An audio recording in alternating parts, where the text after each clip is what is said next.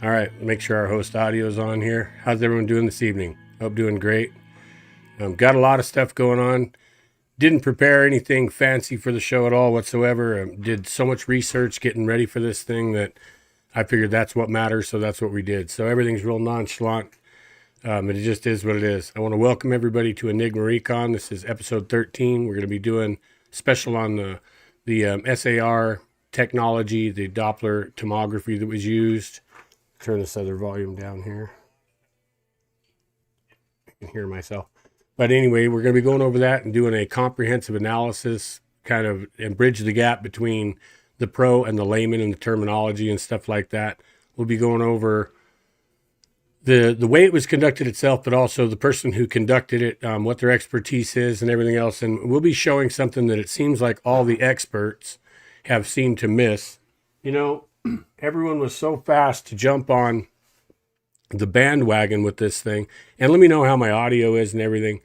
But everyone was so fast to jump on the bandwagon, all the creators anyway, that they didn't even really go take a look at what the tech was, or really look into anything, or do any studying, or any background checks on anybody, or really anything. They were all wanting to get so fast and be the first ones on YouTube or online or whatever to be commenting and doing all this, that in the end, a lot of those guys are going to really sound like idiots, I'm afraid. And I say that by after taking a couple of weeks to dig in deep. Of course, I was already aware of the technology and the use of harmonics and harmonic resonance, as well as the new algorithms and stuff, especially with the development of the really kick-ass AIs they've got now. We were going to see something like this come to light. So it wasn't surprising to me when I saw this data pop up. But like I said, I took a couple of weeks to go through this stuff just so that I would have a good way to explain this technology to you, and as well listen to everybody's argument and see where everyone was coming from. There's so many naysayers. Now, there's a couple content creators who are very popular and make extremely good arguments, except that they're very dismissive, and they obviously don't understand scan data. And as you guys are aware, you know, we've developed our own scan technology and our own AI developed software that uses AI algorithms to distinguish items in the ground and get greater penetration and things like this than standard technologies. We've done that ourselves, so I have a pretty good idea, and I believe an educated point of view or perspective to give an opinion on what we're looking at anyway. And a couple of things they've ignored, they're going to come back and bite them in the butt, is what they've already done with the technology. And you'll hear people say things like, SAR can't be used to look into the earth and, more than a meter or two. Well, probably not even a meter or two. I mean, but they didn't use SAR. They took SAR existing data and they put it in a new algorithm. And that was looking at basically tracking individual pixels in the resolution of the scan and how they wobble, you could say. So the harmonics of those little pixels. And that data is in there if you can find algorithms that'll pull it out and make sense of it. And that's basically what they did. So without further ado, we'll get into a little bit of stuff. I'm going to be testing the systems here. We'll see what pops up, what works the way it's supposed to work and what doesn't. But let's go ahead and say hi to a few people in here that have come in early, and I appreciate it. Bigfoot Truth, they were in here for like 20 minutes. Blake, Richard, Jace Ventura, how you doing? Mr. Ubatine, Todd Wyndham, great to see you guys. Greg Olson, Rags to Riches, peace, brother. Digger Dog, good to see you, man. Greg Olson, Jeff Hall. So some of these guys are diehards, man. Every time we come up, boom, they hit it. But I want to let you guys know, like button's cool and all that stuff. If you guys enjoy it, hit that, whatever. But the most important thing is to share. So I would even, you could even take the time right now, whatever, zip on your social sites if you're on a PC, whatever, and share the link to this, because people need to see what I'm about to say. And the reason I say that is because all the guys with the giant platforms are missing the mark. And you guys are all about to be the most informed individuals out there. And on seeing the true potential of what was found. Something always affects data. There's nothing that doesn't, unless you have a faulty wire or a bad sensor head, and all that's going to be evident very quickly. So with what we see, everything in the scan data that's presented to you, not the computer graphics, but the raw images. Now, those images are just 5 or 6 or 10 or whatever images of hundreds and hundreds and hundreds. There'll be dozens scanned of the same target area as a satellite passes. And at one point, he made a quote that said he turned the ground as clear as crystal. But if you've ever looked at a quartz crystal, seldom are they clear. They have inclusions. And as you spin them and turn them, those inclusions pass in front of each other. Well, that's what happens with the way they SAT scan. It really doesn't matter what's in between and all the ghosting, and that's irrelevant because the objects that they're looking at show up every single time as they move and turn. So they're turning it like this to get a 3D view of what you're looking at. Now, they haven't brought that out. We're so used to TV shows popping on and doing these great computer graphics and things. Well, they have tons of, young engineers and whatnot doing all that work to do those things. These scientists don't have that kind of crap. They have to go through a whole different realm to get graphic work done and all this, and it costs an awful lot. So that's usually on the end sum, you could say, on a study or something, because it's not important to show that type of representation, the entertainment representation to the scientific world during studies and things. We're also going to be going over a peer-reviewed and published scientific journal submission on this exact technique, and it's used on the Great Pyramid of Cheops, for example. And so that is peer-reviewed and published and everything, and we'll be going over as well as the industrial uses of this technology that are out there. And this is what kind of makes everyone look kind of dumb. It's going to bite them in the butt. Is that this is standard technology now being used in the oil and natural gas and mining and minerals industries. And industries don't invest in tech that doesn't work, period. When you charge somebody 50 grand or 100 grand to do a deep survey for oil plumes, let's say for an oil company, you can't say, I think this is what this looks like. They better drill into what you show them, or you're never going to get a contract again, period. And I'm just going to say the man who does this actually has a company that services the oil and natural gas industry and everybody else. And as we know, there's been, let's see what happens here. This is going to be fancy, it looks like. So as well, I'm going to be trying to open pictures here, and we're not sure what's going to happen. Let's see if anything works. Hey, it does. We're going to have to move everything in a position now. Sorry about all this, but so as we know, there's been scans done like what we're looking at in the past, and they're largely ignored. This one, for example, was the type of thermographic imagery, just with super high sensitivity, new equipment at the time. And it shows an obvious anomaly inside of the pyramid. And the unique thing is, it's obvious when you step back and you look at the whole face, and it's the only spot on the side of the whole pyramid that looks like this. But people have gone as far to say, actually the guy who runs it all, right, OZW, has said, this is nothing. It's just a heat and whatever, blah, blah, blah. Well, it all comes from something. My point to showing the image is that every bit of data originates at a point. And that point is what we want to look for. So something caused a different result in that spot. And I have no doubt that when they get into this is going to be another entrance to another group of chambers and whatnot within the system. And then we've got as well other ones that were done with ground penetrating radar. Well, this one should have showed up. Let's see why it didn't. Yeah, bear with me. So I'm having my studio software isn't identifying all my pictures as they should here. So we're going to make a few changes as we go. There we go.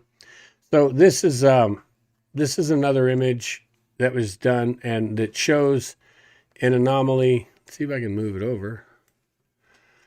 They're circled in or squared in red there. That is, they believe, a tunnel that comes from the Cave of the Birds and goes underneath the complex there. But this is going to be shallow, probably natural erosion in the limestone and things like that. But it just goes to show that a lot of scanning and stuff has been done outside the authority there in Egypt, and they basically ignore it. So they don't put a lot of effort into any of this stuff. Matter of fact, they don't even put much effort into picking up the trash. It's very disappointing to watch a dozen National Geographic, Discovery, and everything else shows about Egypt, and the place is badass, right? And then every single guy that's over there making his own videos, even some of the bigger guys making productions, you can't find a camera angle that there's not garbage. And in every hole you look in, and all the tombs that are supposed to be sacred, we don't want to mess with, are filled with trash. We were giving them like $6 million a year for tourism. You couldn't pay to guys to go out and pick up the garbage. And it blows my mind the way, like, if you run around America and a lot of other places and you look at our national parks and our sites and our historical sites and things, they're well developed and they're well maintained and taken care of and studied. And it's not like that over there. And it's actually kind of depressing. Here we've got I'm being told to go look at my, can't see yourself. oh yeah, I know I'm not on there right now. Thank you. Yeah. Oh, well, you should have some pictures showing up. Matter of fact, are we not, are what's on my screen isn't showing? Oh, yeah, it is. Yeah, it is. Just not sometimes. So sorry about that. Whatever's in between. Tara's coming over and let me know what's going on the deal here. The photos are acting real weird. My camera's acting weird, so bear with me. I guess it's turned my camera off trying to show you guys pictures.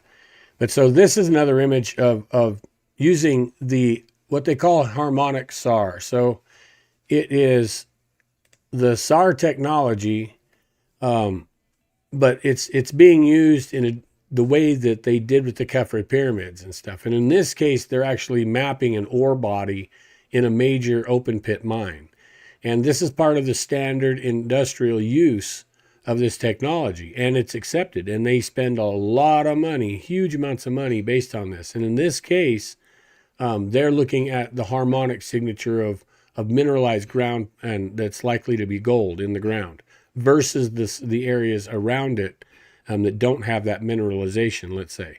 Because everything has a harmonic tone to it. And you could say everything has a frequency, and that's true, but we're not really talking about the atomic frequency as much as we are the way that these materials react to existing seismic and other waves and other forms of frequency, let's say. Naturally, we've all seen kind of what they've been finding and showing us, and it is amazing. And we look at this stuff and we go, well, how in the world did they ever get to this conclusion? Where does this come from, so to speak? And what this is basically just a computer generated graphic of the best that they could figure that they're looking at. And you could say, well, there's a lot of artistic or creative, freedom, right, within this thing. An artist has just gone, this is what I want to see, so I'm just going to draw these things in there, and we're drawing it over a bunch of blurry. And it's really not like that, because when we talk about the way they're viewing the data, and they're turning it in this 3D realm in space and looking at it 3D and taking scan after scan after scan after scan, believe it or not, you can feed that data into a computer nowadays, and it could generate this without anybody's help or artistic creation. Now, I'm not sure which process they use, but the math they use is so advanced, and as you'll see, is so advanced that there's very few people that could really hold on to it. There really, really is. And when we look at even something like this, which is a good example, and you can kind of see here where, the cylinders were made hollow and they have these things around them. Well, if you look at the scale of all this, it's very potential that these are, don't know if they're wells as much as, hollow shafts with descending pathways. Now, because they used to build these, they did it right up until the 1500s, but back to 1000 AD and way back through time, they would build a hole and cut a tunnel around the hole, and cut windows from the tunnel to the hole. And in medieval times, they used to build them from the bottom up. And I know in France there's a couple that are still there, and they'd make them hundreds of feet deep. And then people think, oh well, yeah, but these are 2,000 feet deep and whatnot. I hate to tell you this, but that's not all that deep. It's well within reason that these things could have been mined, no problem. And they're acting like it's a huge deal. But guys by hand can mine 11 feet a day in hard rock. And that's blasting and evacuating up old school winches. You can build them with a horse and be able to get 11 feet a day through hard rock. And there are crews out there that are basically backdoor bass backwards guys, but they can punch shafts 10 feet in diameter, arrow straight, 30 feet in diameter, arrow straight, and do it all by handwork, drilling, blasting, and lifting with cables. So to say that something like this, 2,000 feet, and I know of shafts that have been done over 3,000 feet deep like that. So, and you can find those type of shafts like all over the Arizona desert abandoned, and they're in the middle of nowhere. And none of them used heavy mechanized anything. And they're punching 2,000, 3,000 feet. So when we look at this stuff and we think, oh, that's unbelievable, it's crazy. It's really not. The Romans would even, if there was a water source a mile or even 3 miles away, they would tunnel to it if they wanted to take it somewhere. And they'd tunnel right under mountains. It might be a lake at real high elevation somewhere, and they would just tunnel all the way to it. People think that these things are outrageous. You know, a single mine might have 100 to 1,000 miles of tunnels within a single mine network. So something like this is certainly not out of the question, even for people, let alone, you know, whoever would have made these things.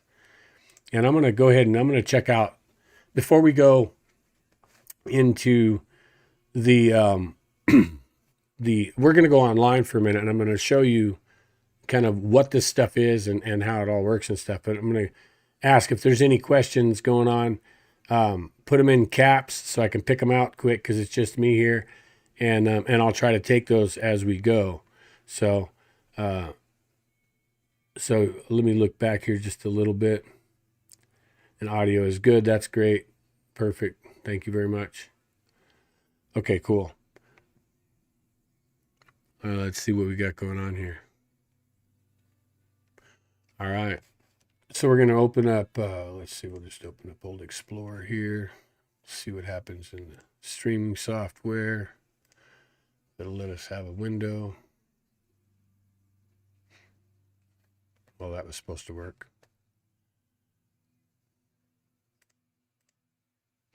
Oh, bear with me.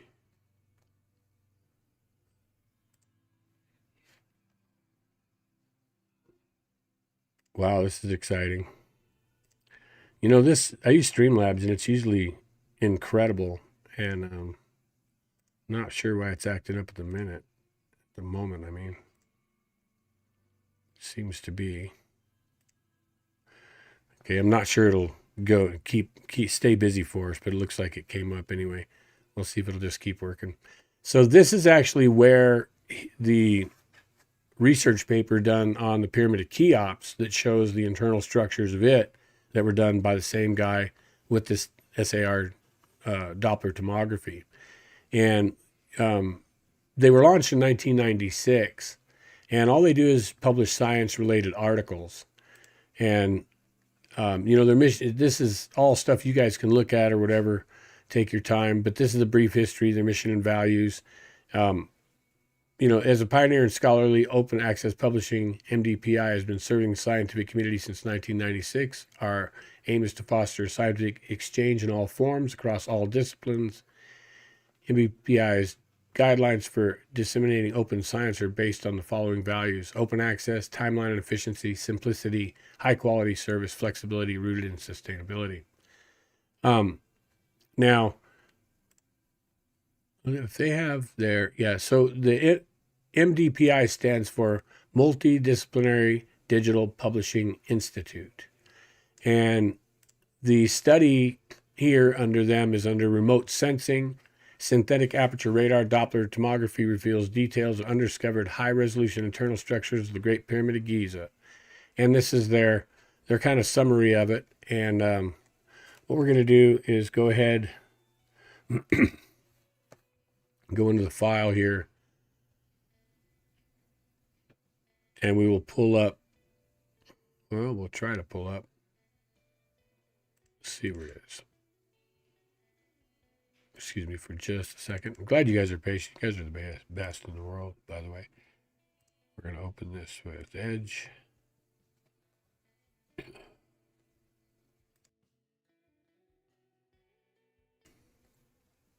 Okay. And so this is the actual article itself, the submission itself. And so we get the stuff right from here. And of course, we're not going to go through and read. This is insane. I did, and it's insane. So it'll boil your brain. Even if you understand what they're talking about, it'll boil your brain. But synthetic aperture radar Doppler tomography reveals details of undiscovered high-resolution internal structure of the Great Pyramid of Giza. We're going to drop down and just kind of give you guys... Now, it's talking all about satellite remote sensing and how it's used and all this and going through the history. They're going to go through the SRR parameters, which is the frequencies, the chip bandwidth, Doppler bandwidth, antenna length, tape acquisition, polarization, acquisition duration, platform velocity, which is 7 kilometers per second, by the way. So this satellite was traveling at 7 kilometers per second when it did this imaging, and its observation height was 6,500 meters. So that gives you a point of view where the satellite would be in real time in space. And here, what this is looking at is the known structures within the Great Pyramid.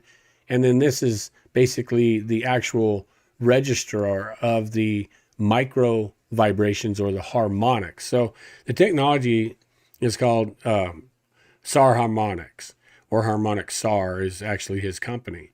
And you're looking at just this micro vibration that's contained within the SAR data that no one else looking at SAR data ever saw any of that. SAR just maps the surface elevation, let's say, and it does it very, very accurately. But there's change, which would normally look like static in data, and that static is actually from all this realm of micro vibrations.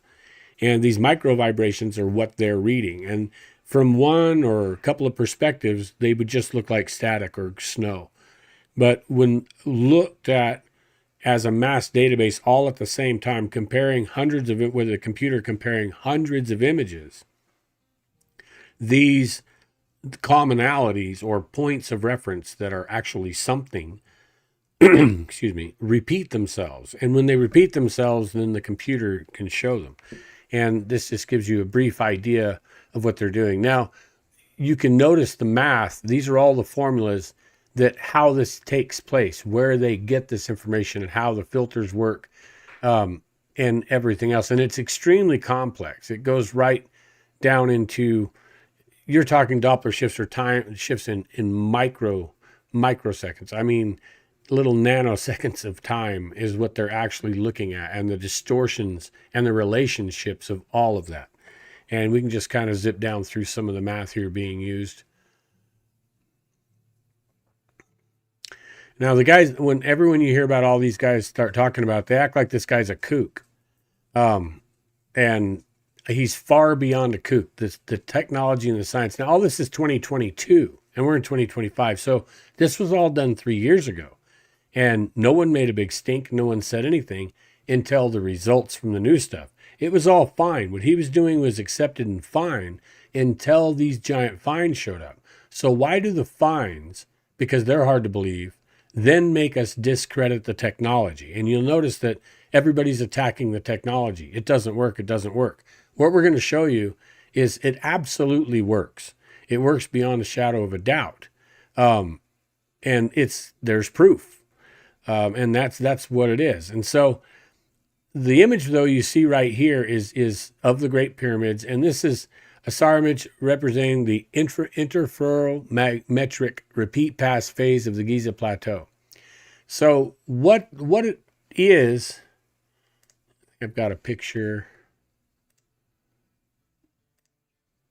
See if this is it. I'll show you kind of how they get that first image, so to say. Well, I should still have it here. Maybe on the desktop. Me 2 seconds. Right there. Let's see how it opens. Okay, so my other software back up. So here we go. So this is the image I'm talking about. Now, it takes you'll notice on the first pass of the satellite, you don't get, this is basically what SAR data is here, where you get the topographic map, okay, where it's just high and low spots, right? Then when you run the second pass of the satellite, then you have a stereo view of the vibrational quality or the vibrational consistencies in those two scans. So in a standard SAR scan, that would just be interference and it would not even show up in the visual representation, but it would be in the data, static, snow.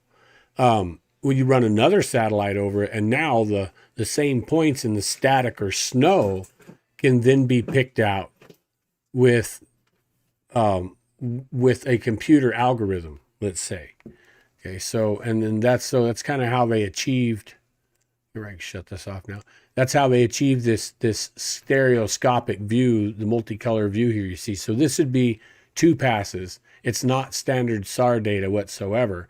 And it's what you're seeing is all the micro vibrational consistencies being mapped by a computer algorithm.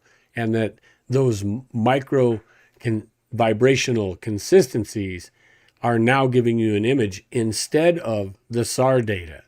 So no longer is this actually SAR at that point. Now it's a different type of data being looked at.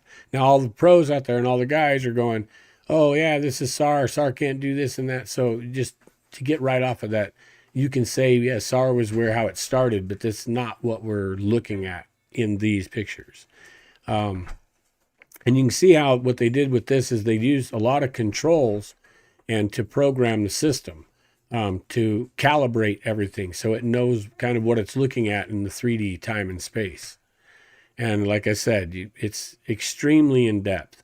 And here they begin to list long before what we see now, that, like I said, 2022, you didn't hear them all being attacked even for this, because this is what they mapped with the above information. These above information, you'll see these, my cursor I hope is showing up. If it's not, let's toss on our famous red circle then, and we'll bring it over here like this. What you're going to see is in here, you'll see what a clean line looks like, and then you'll see distortion in that line. Well, something caused that. Nothing doesn't do that. So they encountered something there that isn't consistent blockwork, so to speak. That's an anomaly that shows up in the scan data. And so looking at that over and over and over and over and over, a computer can easily go, oh, well, there's a thing there. There's a change there. There's something causing that to happen. And then it looks at those commonalities throughout the entire structure, and you could come to this form of map that we now see on the screen. Now, this image in particular, this one right here, was looked at by another guy, and he's saying, well, what's all this up here? It's up in the air and all this. It's not the pyramid, it's in the air. And it doesn't matter. This is one image. No one pays attention to all the colors in the image. They're basically irrelevant. Even though you can see here the pyramid, and they've actually shown in the bottom images here where they are seeing the internal structure. So everything they look at, all these colors, come from something. And of course, these are just individual pictures, like I said. So if you were to take 200 of these from different angles, it doesn't matter all this colors and weirdness that's everywhere in the sky. It's irrelevant because that's not the information. That's just all the ghost information. And so you'll see guys, and one in particular, the one that does the land of chem, really tearing into these images for that type of data. But all scans have data all over them. There's no place there's no data. It's like, oh, that's the sky. Well, it doesn't matter. There's still data. There's still a vibratory rates to even the atmosphere and particles and dust in the atmosphere. You know, how does Doppler radar work? You can see raindrops. So you can understand that even pollen particles, when they become in a mass, instrumentation this sensitive will register all that as ever-changing ghosting. So I think a lot of the guys just want this to not be there. And it's funny because I think it actually backs up a lot of their own research. And here again, you can see where you have the the actual physical nature to the Grand Gallery and or not the Grand Gallery, the King's Chamber and the relieving chambers above that in the Great Pyramid, and then they mapped it. So this is, like I said, one image. You take 200 of these and spin it around in a circle and throw it in a computer, and you could absolutely image all those blocks and everything that's there in really fine detail, probably in centimeter detail, to be honest with you. No joke. You have to understand that the same type of Doppler sciences they're applying are the same things that they use Doppler shift for stars that are 100 million light years away. They're not 100 million miles. They're 100 million light years away from us, and they can watch it sit and wobble a tiny amount. That's how sensitive the Doppler technology is. All these guys did was basically spin that around and throw the data from the SAR ground scan into that same type of system and say, hey, look for all the little wobbles because something's causing this wobble. So it's not at all Star Trek science or anything else. It was just a different way to apply it. I'm going to look down here and see if we have any questions. Yeah, we do. Rags to riches. Wasn't a lot of this done from space? All of this was done from space. None of this was on the ground whatsoever. So these are all pre-existing SAR scans, satellite scans, synthetic aperture radar scans from space. Then they took those data sets, these huge data sets, and they ran them through computers, programmed to find these anomalies within the data. And you can see, I mean, they work. This is all SAR data, and it's the angles and lines and everything else are predictable based on what is in the pictures. Plus, they're getting new information as well in this. So this is how they're getting their modeling. And when you see stuff like this in the center picture, it certainly is not ghosts or anything else. And there's no known structure under the front edge of the pyramid there beneath its edge. But like we showed in that other image with the thermal signature over the top of it, that's what we're talking about is why wouldn't there be a structure with a bunch of vaults in it underneath there and accessible from the edge? This is what gets you when they go crazy and they talk crap about the people and it's garbage and it's junk, and they're not sitting there looking at it like Zawahi Haas. I know that's not his name, trust me. But did the other day when he came out about this study, because he said it was just junk, and it certainly isn't junk. It's lately it's the most advanced method for looking in the ground we've got as far as looking for voids and anomalies like this, structures, geometric structures or constructed features. Now, all this is not going to a newspaper somewhere. What you're looking, this is all peer-reviewed scientific journal, and all this was published, peer-reviewed. So others looked at this data and agreed with this data. And that's something that you have to kind of rely on in a point, because that's how every bit of understanding we have, all the science we have is done that way. And of course, you can see here again in this picture where we have the central mound the pyramid is built upon, that they theorized that it's built on a mound of existing material, and that's probably what that is. And then you can see the king's chambers placed right on top of it. And so a lot of these other structures that we see over here would be on and in the original limestone bedrock there, even up as high as inside the pyramid, which is, kind of cool if you want to picture it and to think about that. We're not going to go of course, we're not going to go deep into every part of this, but what you can see is they did map all of the major knowns inside the pyramid, and then they added to that with a bunch of new. And of course, these are the models and everything. Then here's your references. So I can even pause on references if you guys want to actually come back through here. I don't know if the resolution will be good enough to pick this stuff up. Hopefully. So that's just that one on that. Now, let's take a look at the man who they're all attacking, saying he's a kook and a nut.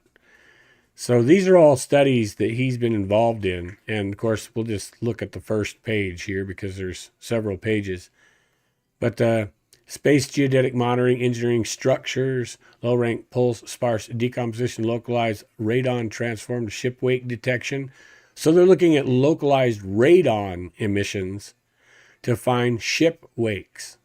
Imagine, in synthetic aperture radar images. So they're looking for ship wakes of the localized radon transmissions using synthetic aperture radar, SAR.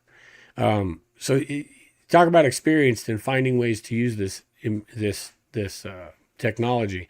A polarimetric extension of low rank plus spark decomposition radon for ship wakes, adaptive radar detection in the presence of multiple alternative hypotheses, perspective of structural health monitoring of bridges by synthetic aperture radar.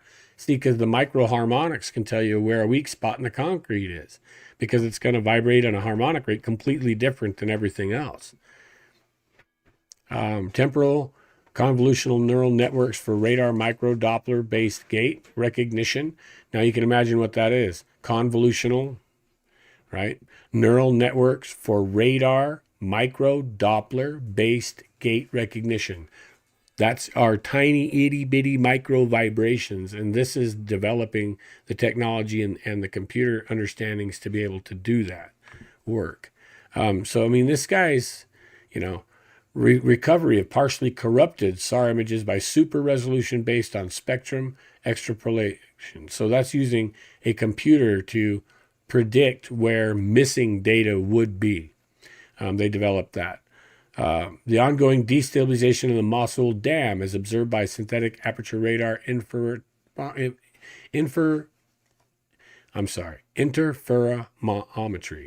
Interferometry. Thank you. Brain fart there. But anyway, so it just goes to show we can just go down the whole thing here. Micro motion estimation of maritime targets using pixel tracking. Now, you'll notice that basically all of what we see was used to get the images that we're looking at. So they applied all of this.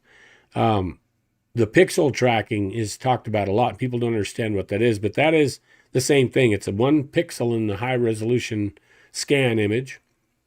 And that pixel is tracked to see what are real, what come and go, what repeat, and how they move. And they're tracking it by the pixel itself. Where did that pixel go? So that's probably good to look at him in there. And this is the guy, of course, Filippo Biondi, his affiliation, University of Strathclyde, Glasgow, UK, his publication topics. Now, these are scientific papers he's had published, are on synthetic aperture radar images, SAR data, convolutional neural network, simulated data, synthetic aperture imagery, alternative hypothesis, azimuth direction, center of the Earth. That's interesting. Covariance matrix, the European Space Agency, general adversarial networks. And he was born in Italy, 1974, BS in engineering, MS in telecommunication, respectively PhD in telecommunication engineering, research development of signal processing and statistical signal processing techniques on radar equipment. In particular, he's working on SAR, interferometry, SAR polarimetry, multichromatic analysis, and tomography, also using convex optimization approach. Guest scientist in the National Research Council, and it goes on and on and on. He's also been shown... This one, no. Anyway, he's also one of they call the Google scholars, let's say. So now we're going to take a quick look at his LinkedIn site, and we're going to check something out here for you guys. And I hope I've got my full screen going on here.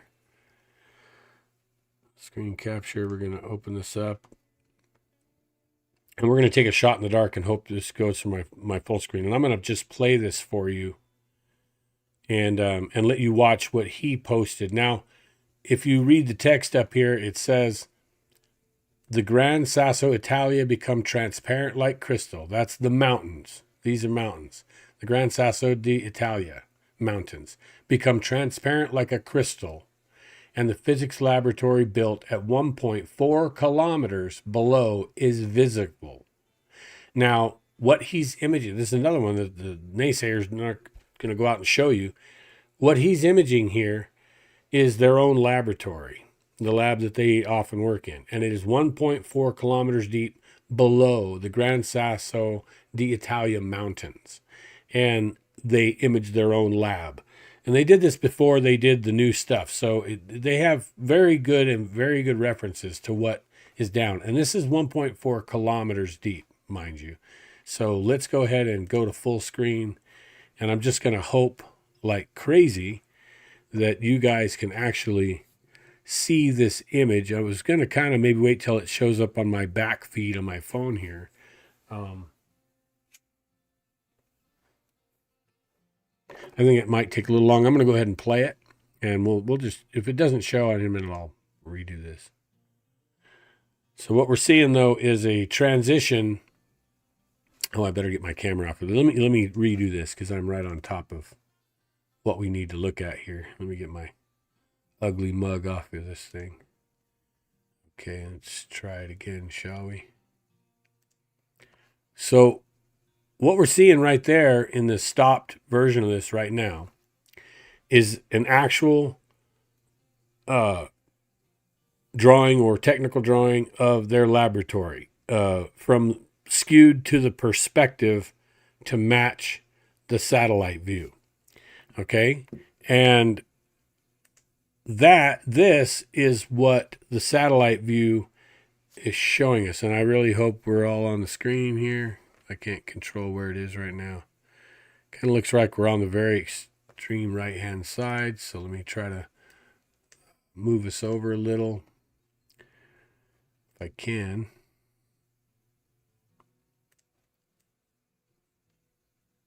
It shouldn't be that way. You guys should be seeing it correct. So we're going to try it again. Sorry about all this delay. I just want to make sure you guys can see what I'm looking at.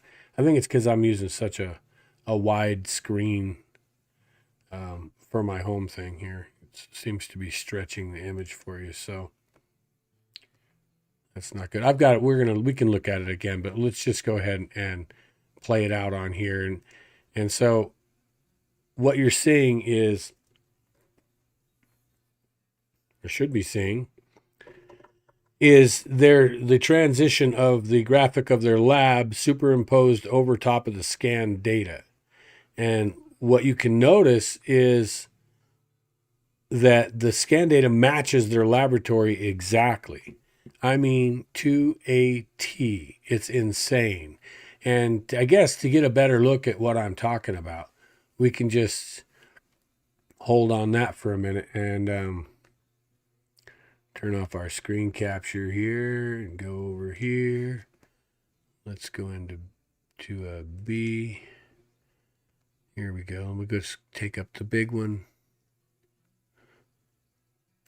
Let's see how this works out here. Okay. Let's get this thing this program really kind of bones for this, but bear with me, you guys. We'll get it figured out. I don't know why it's so big and such. Okay. Hopefully this will work. So what you're seeing here is their laboratory, of course, that's superimposed, the graphic of their actual laboratory superimposed over the SAR image or their scan image, and they've got a couple. Hey, no, don't do that. Sorry, guys. There's some crazy things happening here. So they've got a couple of colored points here, and I assume these are specific things or whatever in the lab, so they'd have a reference on what it would look like in the SAR data. I'm going to shut him off, and then this would be the image with just the SAR data of the lab as well. There we go. This is what we wanted to do. So there's your graphic of your lab, and there's your raw SAR image. And so anyone that says, well, they can't, and they publish this because this is the way it is, and anyone says, oh, they can't image more than a few meters into the ground, is insane, because as you can see, not only a few meters, but 1.4 kilometers into the ground, these guys can image and do it pretty damn accurately. Now, this is one picture. Imagine if they were circling this with 200 scans, circling it, and then put all that in just like a 3D scanner does, and you put all that in, what are you going to get? You're going to get a beautiful, perfect 3D model of this thing sitting there before you. So how in the world can all these guys that are the big pros out there, how can all these guys be running around going, oh, this stuff doesn't work, it's meaningless, it's junk, or whatever? And you can hear it works. This is 1.4 kilometers deep. It absolutely works. And if a person really wants to get in and say, well, how good? What can you really do with it then? Or what do they do with it? Let me show you something that will blow your mind. They're bitching about 1 or 2 kilometers. Oh my gosh, that's crazy. Well, as you can see, this technology is used a lot deeper than that. This is for the oil and gas industry by his company, harmonicsar.com. So what we look at here is plumes of oil-bearing strata, okay? And the depth to these things at the top of them is about 5.5 or 5.75 kilometer deep to the top. And they're imaging to 10 kilometers deep here. So this type of stuff can be used for anything. And the uses and depth of it are well established and very, very well known. To get back into this part of it, let me make sure I can see all on my screen. Things are moving around. Oh, that's not bad. Okay, so this is his company, and it's harmonicsar.com by Filippo Biondi. This is their company, blah, blah, blah. Now you can see what they show. The applications, they list a few: infrastructure monitoring, natural environments monitoring. This is their work on the Gran Sasso d'Italia, their laboratory, the Great Pyramid of Giza, the free electric energy monitoring, mining and minerals, oil and gas applications, rare earths. All these things can be seen using his technique with SAR. Okay, so like in what we see here in these top pictures, of course, would be, let me get our little friendly circle.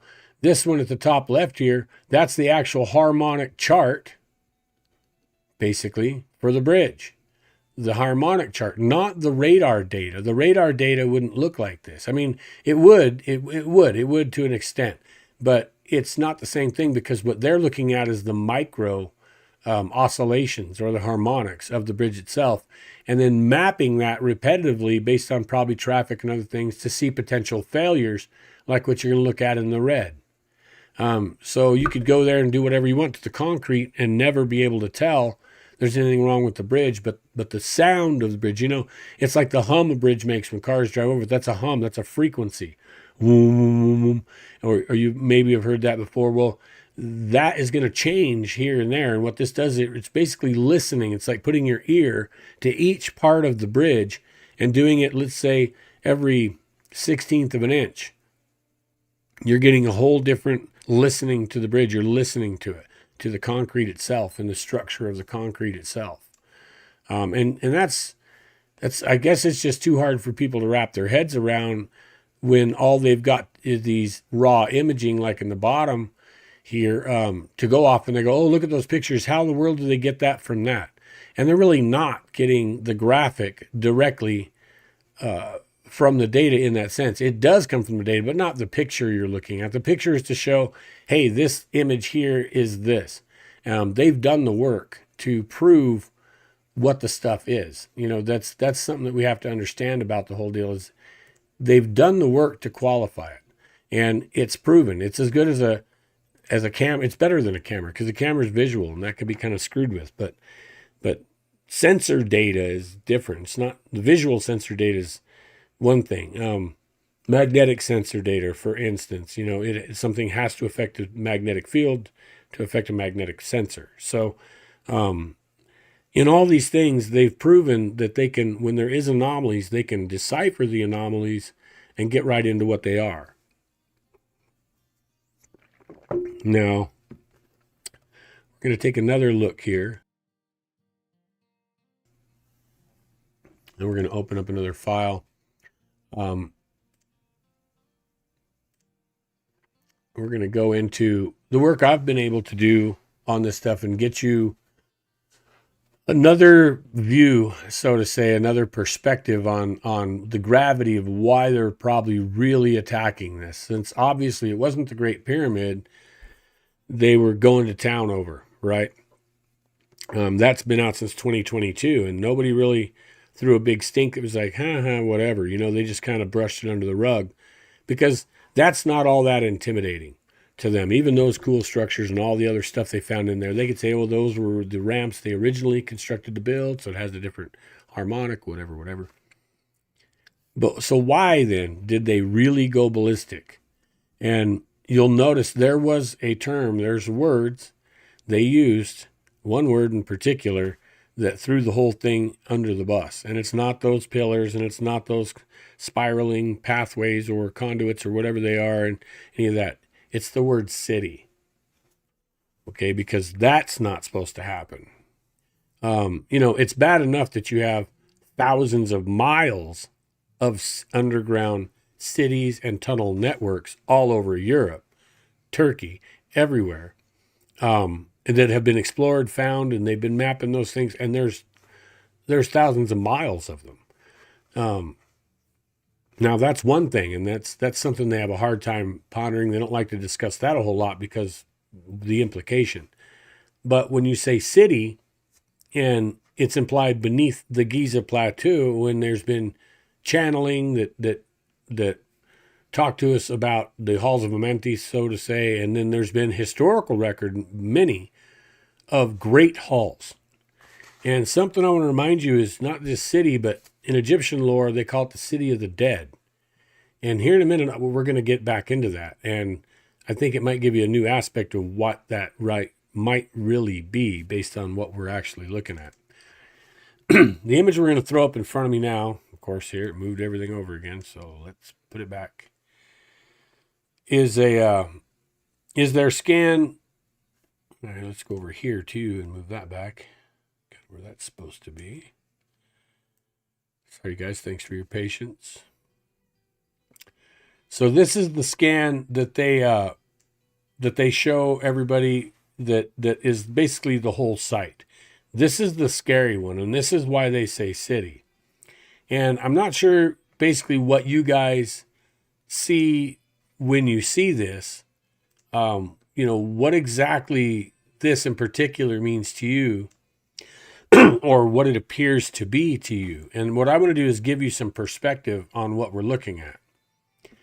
For one, when I looked at this instantaneously after reviewing scans and knowing technology and everything, it blew my mind. And it blew my mind for a couple of reasons.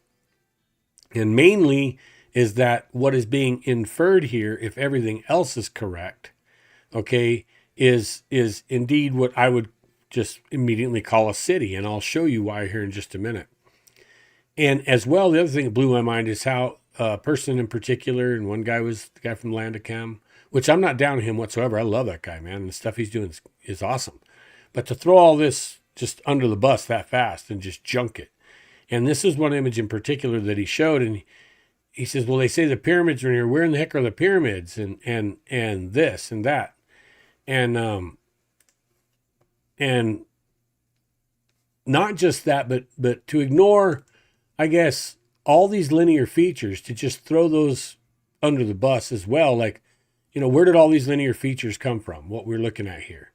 And why would why would they think there's a city down here? What would be an aspect that would give you that indication? And I want to show you something real quick just in comparison. You see that right there?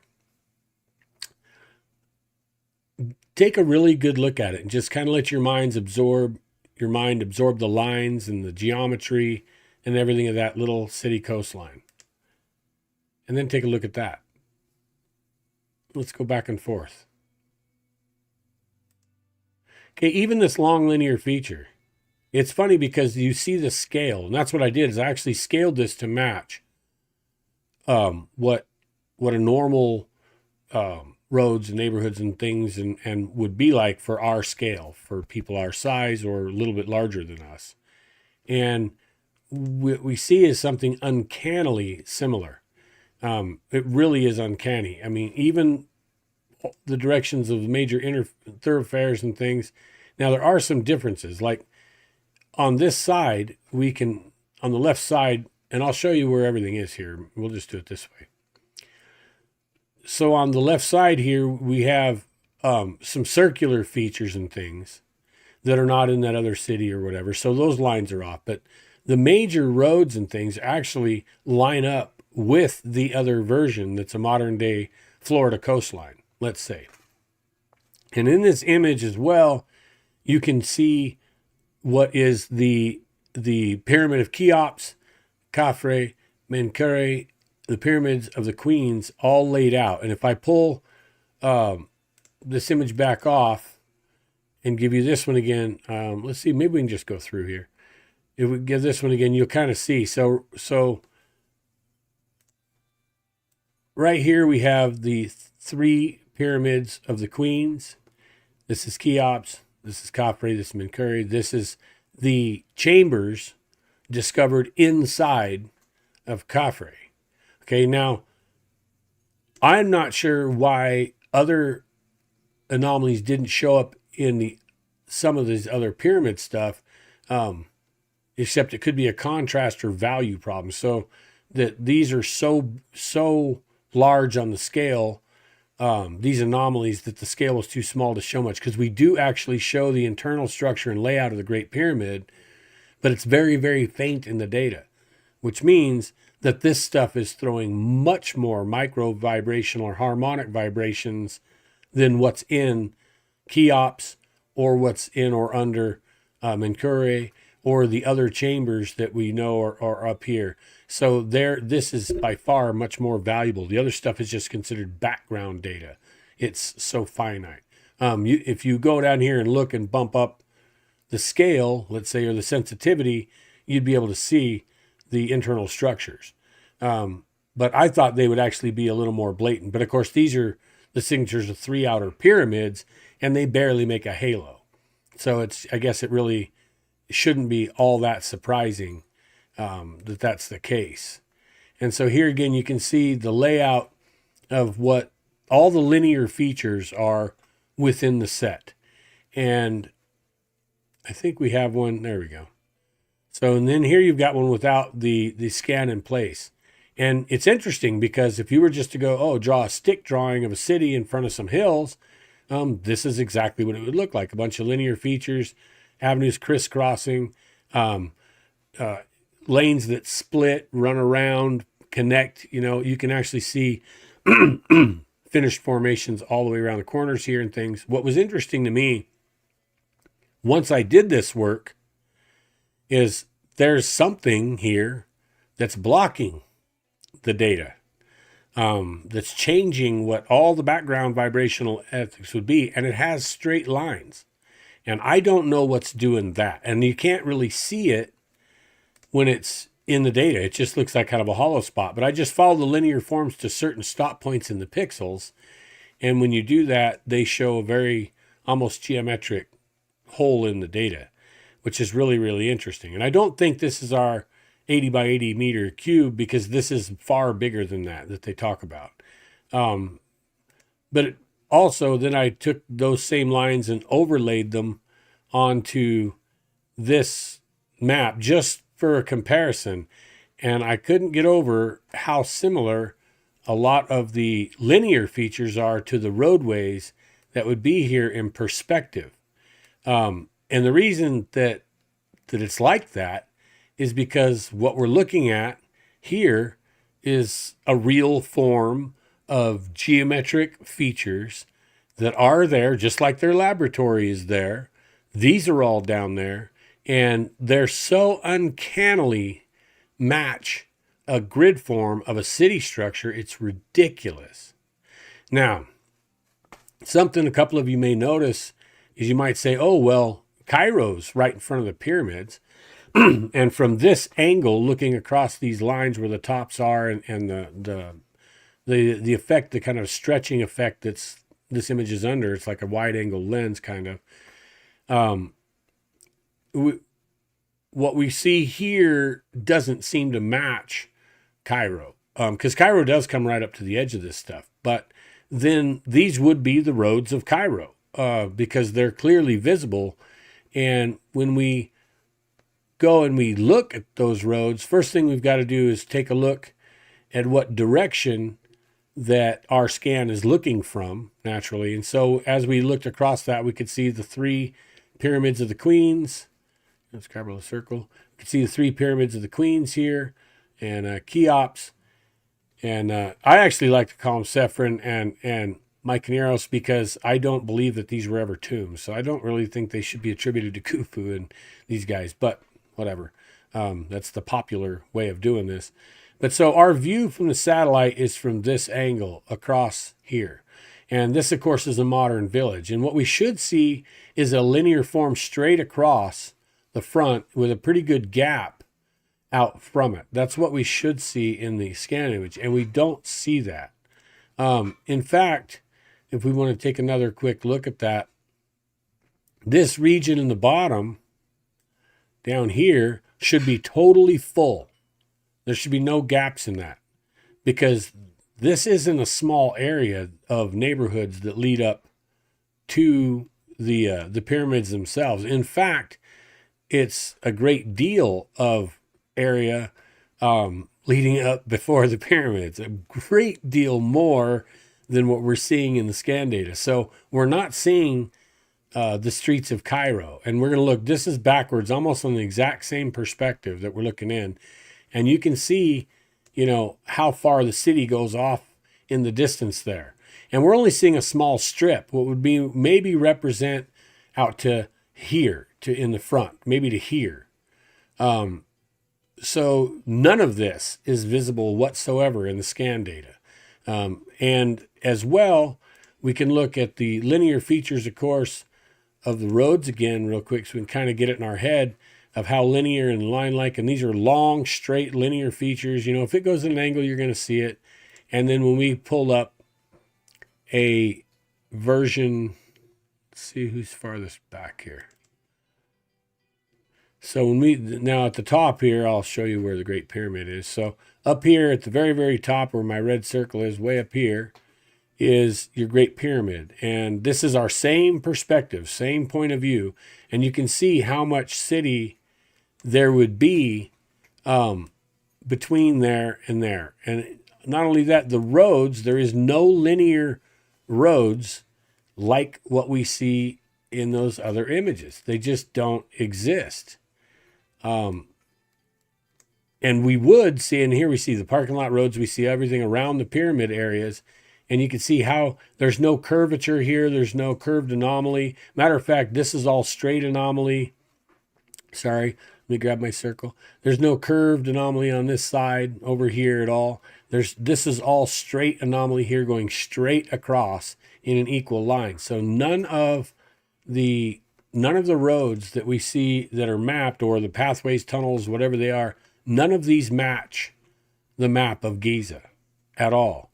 So then we can therefore conclude very, very, we can trust in the conclusion that this is not neighborhoods of Giza out here in front of the anomaly, that these are actually all associated with, like I said, whatever's beneath it, causing these microharmonic vibrations. And they're nothing natural. And I say that because these long linear features, interconnecting features, that at times continue after their connection. So, this feature actually goes all the way across here, makes a bend, and goes right off the map and just keeps on going. That looks like a tunnel feature that is probably at least 1.5 miles or more across just in this one frame. So pretty off the rocker as far as that goes. I'm going to go ahead and catch up with a few of the comments here, and we'll see what we've got, check things out. So like I said, if you guys have any questions, rip them out in capitals. What about the program to plug in metal detectors? Richard, yeah, that's GeoPro 3D. It's this guy right over here. We have that going, and we're trying to get everything done to bring it to the public right now. So you guys can actually buy it. You can, I believe, you can go to geopro3d.ai and sign up now and start your account. And I think you can actually even use a free version of the software. It's a beta version of it right online. So if you can connect to the internet, even on your phone, you could plug in and scan with it right now. But that's where we're at on that. And as soon as we get the directories done and everything, so we can get all of our customers' logs and files and everything put into there, so you guys can upload files right into there and create them. And then our advanced AI analysis that's coming soon will be able to create those for you in that deal. I'm not sure who Rags Rich is telling to move on, but if he says it, probably is, it should be heated. So, if he says take off, I'm down. So if anyone wants to be a naysayer, then they can literally, we could go round and round on the real end. Matter of fact, if you want to, I'd be happy to send you a collab cam link. And if you think you can debate any of what I'm proposing or debate scan interpolation and data interpolation with me personally, based on my 35 years of experience conducting scans with before they ever had computers hooked onto them from then up, of every kind, you're welcome. And I'll invite you in, and you're welcome to come right on here and we can throw down. There's no big deal. So I can't really see all the chat here. I'm looking quite a bit of it.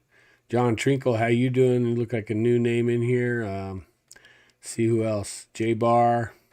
Try to hit everybody. This is audience getting real dumb.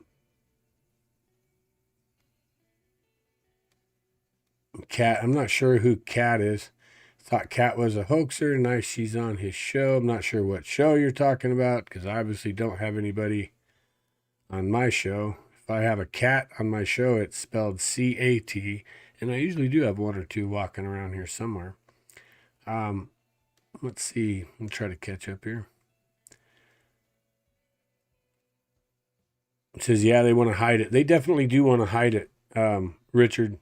And you can tell that because they start to attack everything on an emotional, personal level that has nothing to do with what's going on. It's just like the same thing as saying they can't do that with SAR satellites. Well, they didn't do it with SAR satellites. They could have done this actually with a lot of different things, even geoseismics, but they can't get on the ground. Nobody's going to let them thump the ground. But they could have taken microharmonic resonance from geoseismic and mapped all that stuff. Because that waveform, we look at geoseismic, oh, well, it'll go this deep or it'll go that deep. Well, actually, geoseismic will go 20 miles deep. It'll go through the planet. So they 3D model what's inside the planet by looking at the same type of data inference. So let's see. It's crazy amount of information. King David, how you doing, brother? Good to see you in here. So idea of how old this underground city would be. Yeah, I kind of do. So if we go through the records of old that talk about this city, so to speak. Well, that almost worked. I wonder if I do that. Cool. So, but if we go backwards in time and talk about it, it's old. It's as old as old is old. So it's prehistory to their own history. It would be like the Hopi talking about the first time, or, Zep Tepi was the time of the gods when men and gods commingled on the planet. By gods meaning the guys that didn't come from here, whether they came from the air or whatever. They could have came from another continent and still came from the air.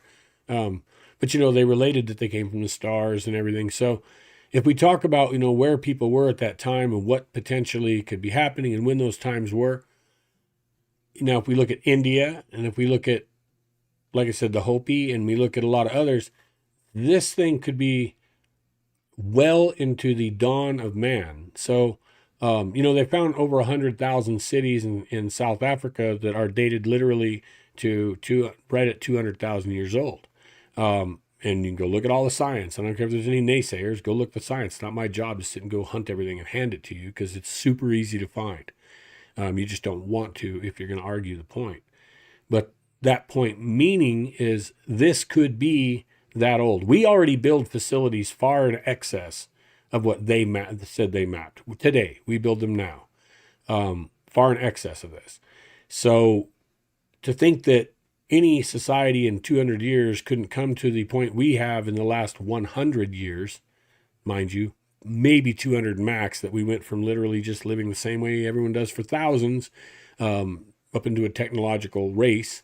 It only takes a couple hundred years to go to the moon. From less time from when you can blow glass and pull wire, you can go to the moon. And we've been doing that a long time.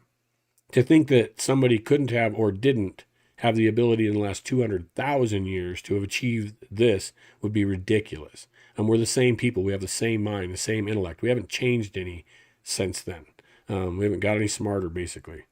Matter of fact, some argue we may have gotten dumber, as a lot of our human cousins, so to speak, like Denisovan and others, had a larger brain than we do and just as complex. So, needless to say, it could have happened, and it could have happened more than once. So I would tend to say, though, this would be easily pre-12,000. Based on, I don't believe collectively, humanity has had the ability to build this anytime within the last 12,000 years. Since the recorded worldwide catastrophe, which is called the Great Flood, and others all over the planet record this catastrophe. And at that point, everything changed. It wasn't even the same planet anymore. Estimates are there's 20,000, between 1,700 and 20,000 foot of sediment on top of everything we knew. And most of the mountain ranges we have now didn't exist before that. So the continental masses collapsed, mountains came up, the whole 9 yards. So what we see now is just little scattered remnants, like beautifully fashioned big blocks and chunks of walls in the middle of nowhere with nothing around them, because everything else was completely swept away. And now there's 5 blocks sitting there. That's all that was left behind. So as far as the age, yeah, I think that this could go anywhere from 12,000 to whatever, 100,000, whatever. If you go by the ancient Indian texts, it could go way, way, way earlier than that even. And they as well. Underground worlds built by the Naga came from above, installed themselves inside the planet. They came from above. They installed themselves inside the planet. That's the Naga. Where did they do all this? In the Bible, it says that the giants lived in the earth in those days and even after that. So they had facilities in the earth. And even after that, that means that those facilities, or at least some of them, survived the catastrophe. Okay, so we don't have to look very far to find justification throughout religion, historical text. We'll respect these, Pliny the Elder, and we'll respect these guys, these great historians, and Plato and everybody. We'll respect these guys, and we'll teach them in school. And, oh yeah, they were the great historians, until they talk about something we don't like, or modern archaeology doesn't like, or the historical doctrine is offended by. Then all of a sudden these guys, they were just talking smack. Now you can't believe what he says. He was just an idiot, right? So let me check it again. If you had to throw out an overall theory, age, purpose, who, why, when, meaning, like one paragraph summary of what Oregon, I don't know Oregon.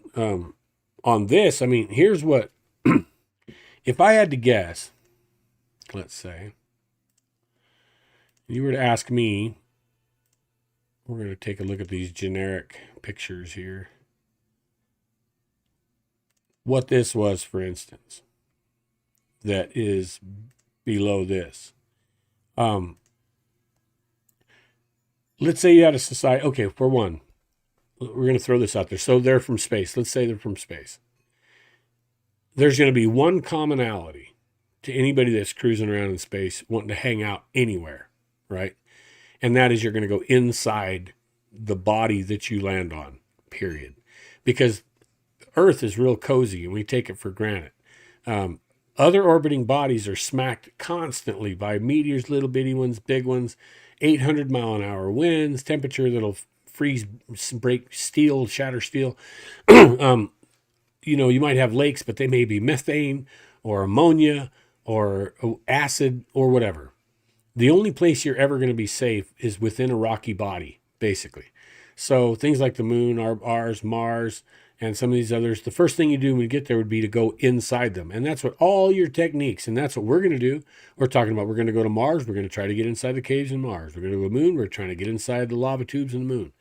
So that's because you need that form of protection, radiation, everything else. So that's going to be the way it's done. That's what you're going to do, and you're going to perfect over time. So it's no amazement that if this early advanced culture had assistance or had developed space flight and movement throughout the stars and colonization and whatnot, that the type of buildings they would have built above ground would have been reflections of what they could do underground. So massive rock, moving rock, mining rock, all this would be developed from building shelters within orbiting bodies out there, planets, moons, whatever. That's what you'd be perfect at. That's what you'd be the best at. So if you arrived on a planet, first thing you're going to do is build an installation. If you're going to colonize, for sure. Now, if that's the case, and this was the situation, how would those things be built? And this is built very similar to something like that. There's a potential that each one of these cylinders is either a load shaft or an access point, if they're from space, to craft. They're just big enough to fit most of the discs in, and then you have a descending passage. There's also a potential that this could have been built as a type of fallout shelter, or been in use as an underground city, and as well a fallout shelter. And those coiled deals could be passages for the people to walk down. And those shafts could be to lower goods down. And the reason you have 8 of them is because you can't fit very many people walking in line down one. So you could have 8 columns of people descending into the earth while you're lowering supplies into these giant warehouses down below, to then be redistributed to the underground city network down below that. So you have a distribution center. This is exactly how you would build an major underground facility or fallout shelter. It's the same thing. But like I said, that's how you would also build any facility. If you went to a new planet, you would make it the same way, because you have to get into it. First thing you're going to do is land your craft, unload your craft, and all that kind of stuff in a secure region or area. You have to have foot access to the top and bottom if the technology does fail. So it's interesting to me that there's a lot of this is just, it's this stupendous thing when we're now getting so much information. The Pentagon came out a while back and said they had materials that were created with other than human intelligence. Well, that means there's aliens. It doesn't matter if they ever say there's aliens. It just means there is, because they just told you they have materials from non-human intelligence. They don't mean a dolphin made in aluminum alloy. So it's a no-brainer at that point. If that's the way it is, then they existed. If we've been here this long, they've been here this long and everything, at some point or another, it's likely that these type of things would have been done. We have the technology to build this right now on our own planet, and that just means we have to develop whatever it takes to fly that stuff to another planet, and we could build it there. So to be so arrogant is to think that, there's all this life in the galaxy, right? But we're the most advanced thing out there. Nobody else could build something like this here, blah, blah, blah. That's ridiculous, man. Matter of fact, it's moronic if you want the truth about it. So I'm going to look at a little more here. The tech they had, rags to riches. Yeah, the tech they had back in the Indian text, just from the battles, the start of the Gnostic Bible. Yeah, I know. Talking about whole herds, thousands of elephants bursting into flames at the same time, running while they're on fire. What does that? I know that a little flaming weapon out of the end of a bamboo stick doesn't do it. Chris, thanks, man. Huge fan. Tellerborn, Oregon. Yeah, right on, brother. So you guys hit me up with any more questions you've got as well, because, we love to get into this. And I'm going to take this down another route now, because I believe I've established, not necessarily, the proof that I even show in our thumbnail isn't I'm proving this is a city. The proof's in the pudding, that the technology works and the technology can be relied on. And that's what the proof is. And that's why this picture's on there, because there's their lab. Here's their lab, and there's their lab 1.4 kilometers down. Period. That's proof. They prove that they can do this and do it accurately. Okay, so when we see the same thing, and we're looking, and it's throwing images like this, okay, what are we to expect? Their lab was there. Tell me this stuff isn't there. Now, if all this is there, what else would be, let's say, in Egypt, right? Now, some of you guys may have seen my previous Egypt finds that we did a while back. And here, let me try to see if we've got where my files are here. Oh yeah, and I might as well show you guys kind of maybe who these guys were too. We'll just toss this in there just for the fun of it. So these little artifacts might be some of the ones that had something to do with it potentially.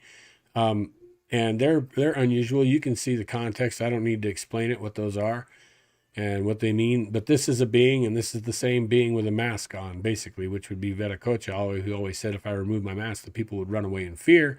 That's because he had a big old eggplant-looking head. And what I'm going to show you about this, though, is these guys were on the planet 9,700 years ago. And this is actually analysis done on the adhesive on those artifacts. And those are mine. Those aren't anyone else's. This is all my stuff. So we know what's going on. But we're looking here at, 7354 BC. So we're talking a long time ago. So who's to say when these structures were built? I don't know. But I'm trying to find my file here that it should have been ready to just go, but it wasn't apparently. And it's odd that a computer acts up whenever we do stuff like this. Like right now, it's right here. Like right now, actually, it won't even, my search won't even show a folder with the name Egypt on it. So I search and it goes online. It won't show me anything on the computer, but that's cool. So we're going to look around here though, just a second, and I'll pull up a couple of things I think you guys are going to get a kick on, because again, we want to talk about what these things are, who might have built them. And what I want to do right now is explain what else is out there, the new finds, what is in the country that they're not telling you about, that they have discovered. Some of what I've got in here, they haven't yet discovered, at least I hope not. And a lot of it they have, and just not told anybody about it. But it's directly correlated. And one of those things is this that I'm about to show you right now. As soon as let's get the right picture for you here. Yeah, we'll pull this one. So I think everybody knows what this is. This is the Osirian. Okay. And the Seti first temple's out here. It's got the, the aircraft glyphs or whatever. It's all whatever it is. But this is the Osirian, and kick-ass deal. Everyone knows all about it. Been looked at forever. Of course, here it is again. Let me get my ugly mug off of here for a second.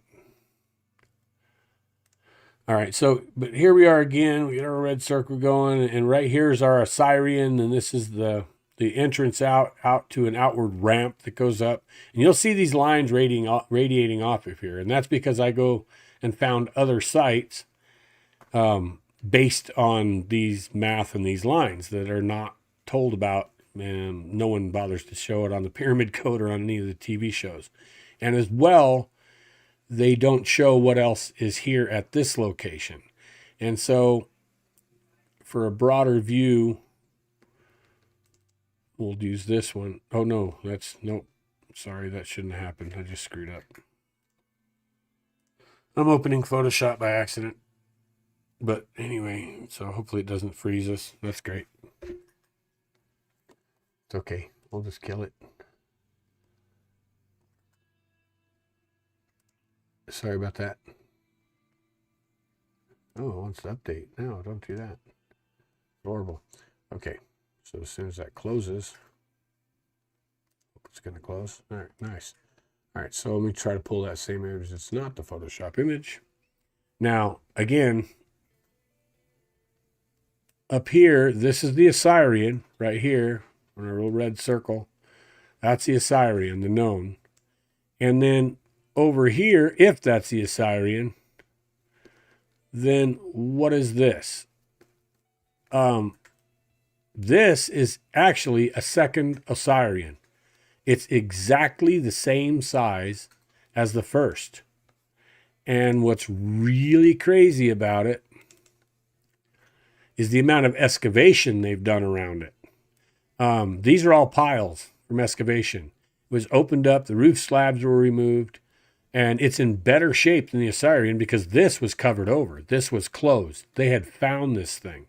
And it's directly related to the Assyrian through math and alignments. Directly. And so it's basically a second Assyrian structure beneath the sand. They had to completely dig it up. Nothing was around it whatsoever. They did about, maybe 5 times the amount of excavation work. If I got that same pic, we'll bring it back up. Let's see what this one. So they've done about, like I said, 5 times the excavation work on this area as they have done on the Osiris area. The Assyrian area. And that's mind-blowing because you know how popular this thing is. And look at it. Looks like, a little bit of dirt's been moved. Let me get my circle out of there. Looks like a little bit of dirt's been moved here and there. But if we go down here, you can see a lot more earth and a lot more work and a lot more effort was done here than there ever was done at the Assyrian. So why don't you know about this? And this is the interesting thing. All this is connected to these new finds. So I'm not just showing them just to say, they're hiding anything. I'm not doing that. This is all connected to the new finds. Did you know the water in the Assyrian holds the same level all the time? It never changes. And they tried to lower it with 500 gallon per minute pumps, and they could not lower that water. And it's not Nile water, and they don't know where it comes from. But what I will tell you is, and is this one of the images prepared for Westerman? No. What I'm going to tell you is that here in prepared for, should be one where they were prepared for Westerman in here.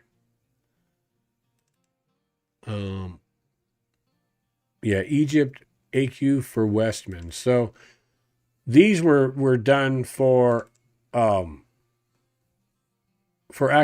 Jay Westerman before he passed away. And he was the one that was over there doing the major work on the Nile stuff. And what he related to us was that,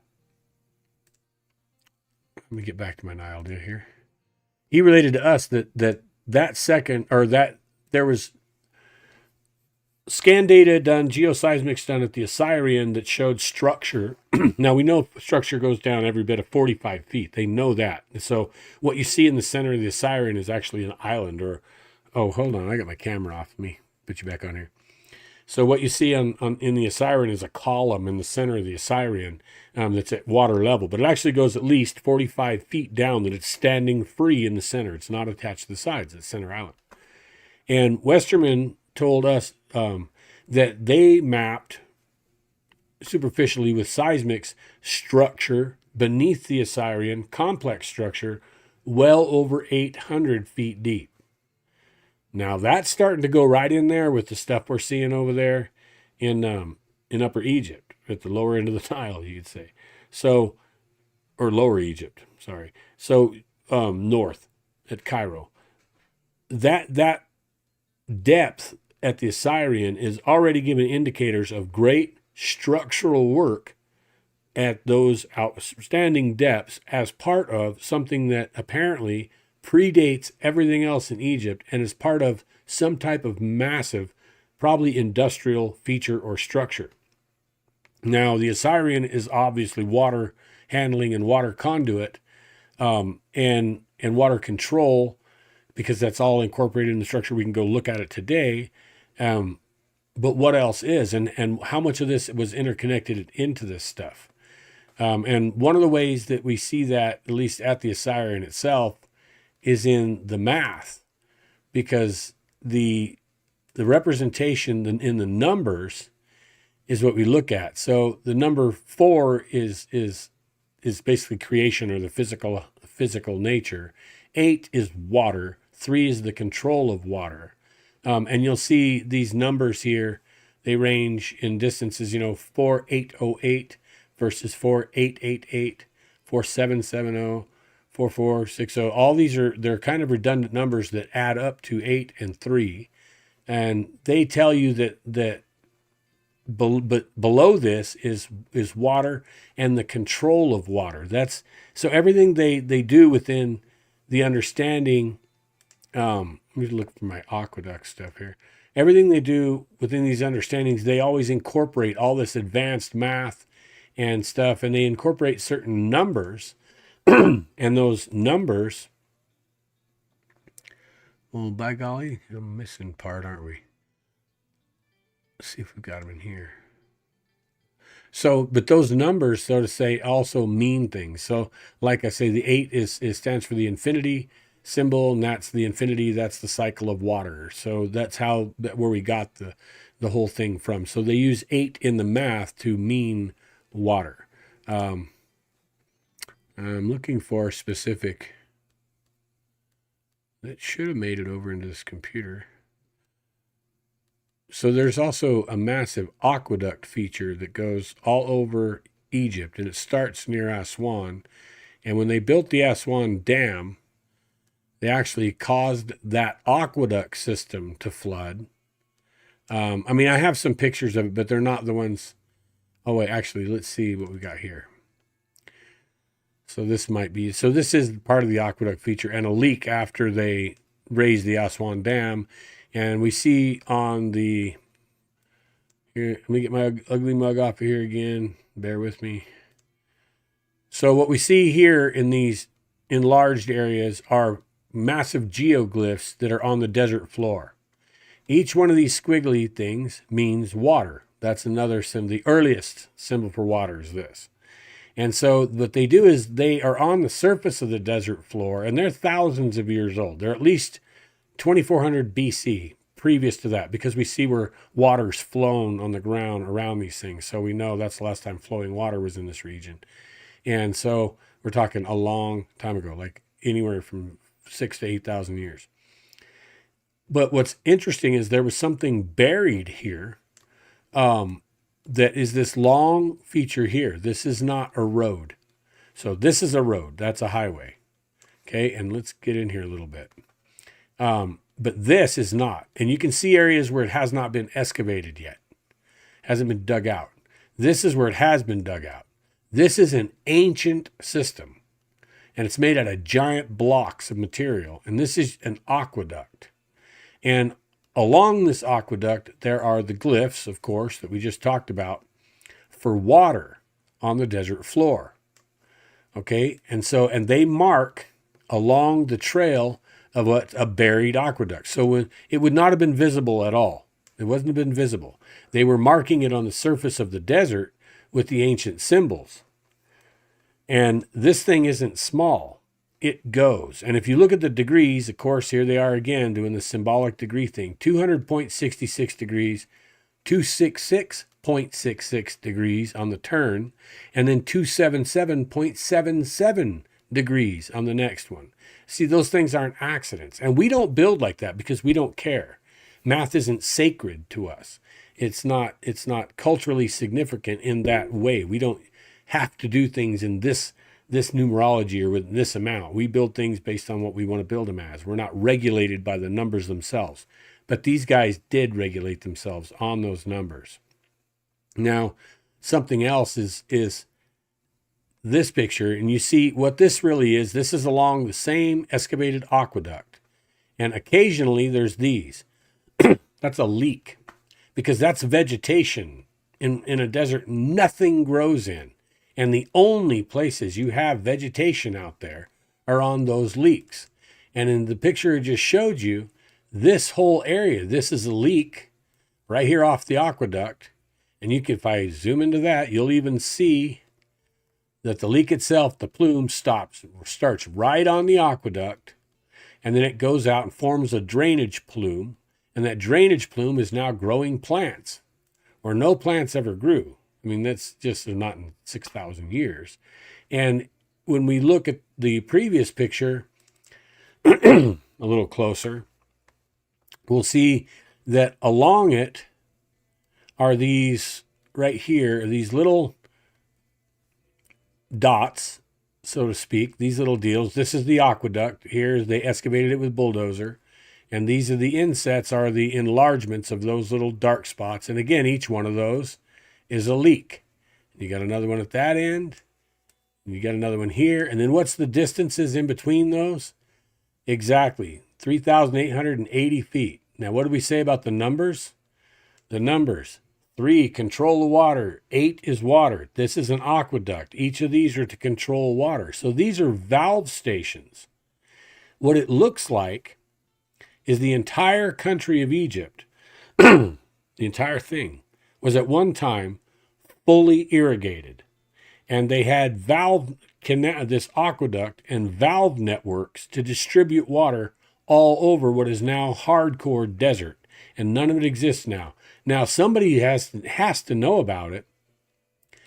Has to know about it because they bulldozed a bunch of it off. It's not all bulldozed off, but a lot of it is. But the entire thing en route is marked with ancient geoglyphs on the surface of the ground. So in order to find the aqueduct, even without sensing, you just follow those geoglyphs, and they're to the side of it. And also old wells. The ring wells are the ones that little gyp wells, they make a little ring circle, looks like a ring tomb, but there's a hole in the center and they go down to water. They've got those along the sides too because this thing historically has leaked. And so they've built wells in places at these plumes where it had been leaking in the past. And here we see, of course, the same thing. And our distance, supposed to grab our little circle there. I'm not sure why. Our red circle plays a little dirty every once in a while with me. Oh, don't do that either. Okay, so we see here's the 3880, and 4080 to the next turn, and they're going around this topography here. Now, some of the topography, they don't even go around. They cut right through it, which is pretty outrageous.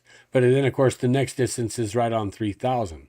And this is the distances between, again, the leaks. And as you can see, every so often, there's the same thing.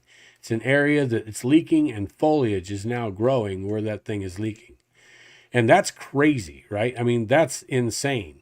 And then at one point, and we're going to go 100 miles away or more, and this is the same aqueduct. And you can see it's got the same geoglyphs on the ground. They've bulldozed off the aqueduct. Okay. And this isn't a crazy place because if you go this green line that's here, if you go follow that green line, you will hit the ramp at the top of the Assyrian, and you will go right down the entrance ramp into the Assyrian without changing 1 degree. Or if you left the Assyrian, came out the long ramp, and just went in a straight line, you would end up directly on the main street of this ancient city. I've never seen them show this city before. A lot of it's still covered in sand, like this one down here. But some of them are completely cleared. But what they all are on is on this ancient aqueduct system that is marked with ancient thousands of years old geoglyphs on the surface above this thing. Now, the reason they marked it, they weren't marking the aqueduct. They probably didn't know it was underground. There's wells all along. I don't know if this is a clear enough photo to see them, but I was going to show you a couple. I had them marked as tombs earlier, but they're actually wells. Well, actually, they're here, but you can't really see them because the resolution is too bad in that image. I might drop a better image for you at some point if there's one here. But regardless, so what we're seeing, though, there are wells that are along that thing. So minimum, it was buried for thousands of years. No one knew that thing was there under the sand. They just knew there was water coursing there because of the ancient geoglyphs. So this advanced aqueduct system that leads to these supposedly unknown cities that we've not been told about yet, and is designed directly in their infrastructure to match directly with the Assyrian. You see the connection here? The reason that road, that main street between those buildings hits the top of the Assyrian is this is all the same thing. Now, if that line goes to the Assyrian, where's this aqueduct here going? It goes right to the same place. And it's a long ways. It's a long ways. And it's hundreds of miles from the previous aqueduct pictures I just showed you with the leaks and stuff. Now, it's going to get a little more interesting now. Because if we want to go get a date and say, okay, how old is the aqueduct per se, right? So there's another thing that I located out there that shows us potentially at least how old the aqueduct is. It could be far older. And that's this. This is the aqueduct feature. And you're going to see millions of lines out here. That's from them geoscanning. I know we've done enough of it to know, right? So they're running these lines across this area back to back to back all the way till they hit it. And then they didn't need to run any more. And that's what they were doing. They were geoscanning for this anomaly. And the most interesting part in the whole thing, well, besides these ruins right here, besides these ruins, which are 2400 BC, that are in the flow zone of an ancient riverbed here, an ancient flow channel. So it hasn't flown, it hasn't flowed water in at least 4,500 years. But yet here, in whatever disturbed the aqueduct feature, and through its massive quarried blocks out away from itself, this one a couple hundred feet, this all occurred while water was still flowing here. Because water's not only flown around the blocks, it's actually flown through the disturbance, which looks like a blast crater. A big one. But water hasn't flowed across this surface in 8,000 years. 8,000 years. And it looks like the aqueduct was potentially buried when it was hit. Okay, but something hit on, that's not an accident. That right there is a focused strike. It's a strategic hit into infrastructure. An aqueduct is infrastructure meant to supply the country with water to whatever they were doing. And this is a strategic hit to disrupt that infrastructure. Somebody didn't like what was going on. And it was probably done when this was buried, and it ejected these blocks. And it was done, this was blown out of here long enough ago that water flowed down through it, enough water to carve out around the blocks and flow through the blast crater. That tells us minimum on how old this aqueduct feature, I mean, what is it's a highway? What water? Come on. Actually, the highway's, sorry about that. It's probably loud. Sorry about that. But there is a highway not very far from this, but this isn't the highway. I followed this both ends all the way all over Egypt. So I know what this thing is and that they bulldozed it off. But the main key is there's been obviously no road or highway anywhere here that could have been hit and then water flow, torrential water. These are dwellings over here. So this is big. This is not a little flow zone. This is massive. And these are ancient dwellings, 2400 BC houses built in this. So it gives you a scale of the size of that crater. It gives you the scale of the size of the aqueduct and how big that blast was to eject these big blocks out here. And if you really look, I guess, I don't know really how good that close-up pic actually is, but you can actually see that these are blocks because there's a division line, straight line. There's another one right there. Then this block is chunked out. That one's out. It fits right there. So, and then this is the blast right there. And, it's not hard to tell what we're looking at. And I bring all of this up. We don't want to delete the camera, Rob. That would not be a good thing. Okay, so, and I bring all this up because of everything else we're seeing. Now, I just talked to you about finds made by Westerman, geoseismic at the Assyrian, structural 800 feet deep. There's water coming there from somewhere. They can't figure out the source. It's got to be a fed spring under pressure at 500 gallons per minute plus. That this anomaly at the Assyrian and the Assyrian itself is directly related to a second Assyrian a quarter mile away or half mile away. Okay, then we've got or almost a mile, 4,080 feet, and almost a mile. So then we've got as well where you just take the same ramp straight up out the ramp, right off the top, out the Assyrian entry, and it hits you an unknown city. And what's sitting there but this aqueduct feature with the ancient glyphs for water that are thousands of years old above it. Not very far from that, you have a blast bisecting this aqueduct feature. And then hundreds of miles away, near where the Aswan Dam is, you have water coming out of another bulldozed off identical aqueduct feature. And, you know, something that was really interesting is if you go back through this and look at the curves, you can go find a hydrologist and they'll tell you that the curves and the way they curved it was to eliminate cavitation and water hammering inside that system, because those curves are developed in a way that water sweeps around, coils over, and then makes another softer turn. We don't even engineer that stuff. Actually, we do to some degree. We do with dams and things like that. They do engineer for cavitation, but in like your house, we don't, because that's where water knocking, bang, bang, bang, comes from. Is that hit of pressure within the water system trying to equalize back and forth, and that's what they said. The Great Pyramid, they believed it was a pump working on that same system. Well, we see a feed system engineered to hold stability and to keep its infrastructure intact, so to keep its integrity full. And if you ever want to watch anything about cavitation, you can watch how they've ripped out why they have why there's culverts or corrugated. Isn't just because in the big stuff isn't just because the former that's strong, it's because those ripples prevent flat cavitation, which rips out concrete.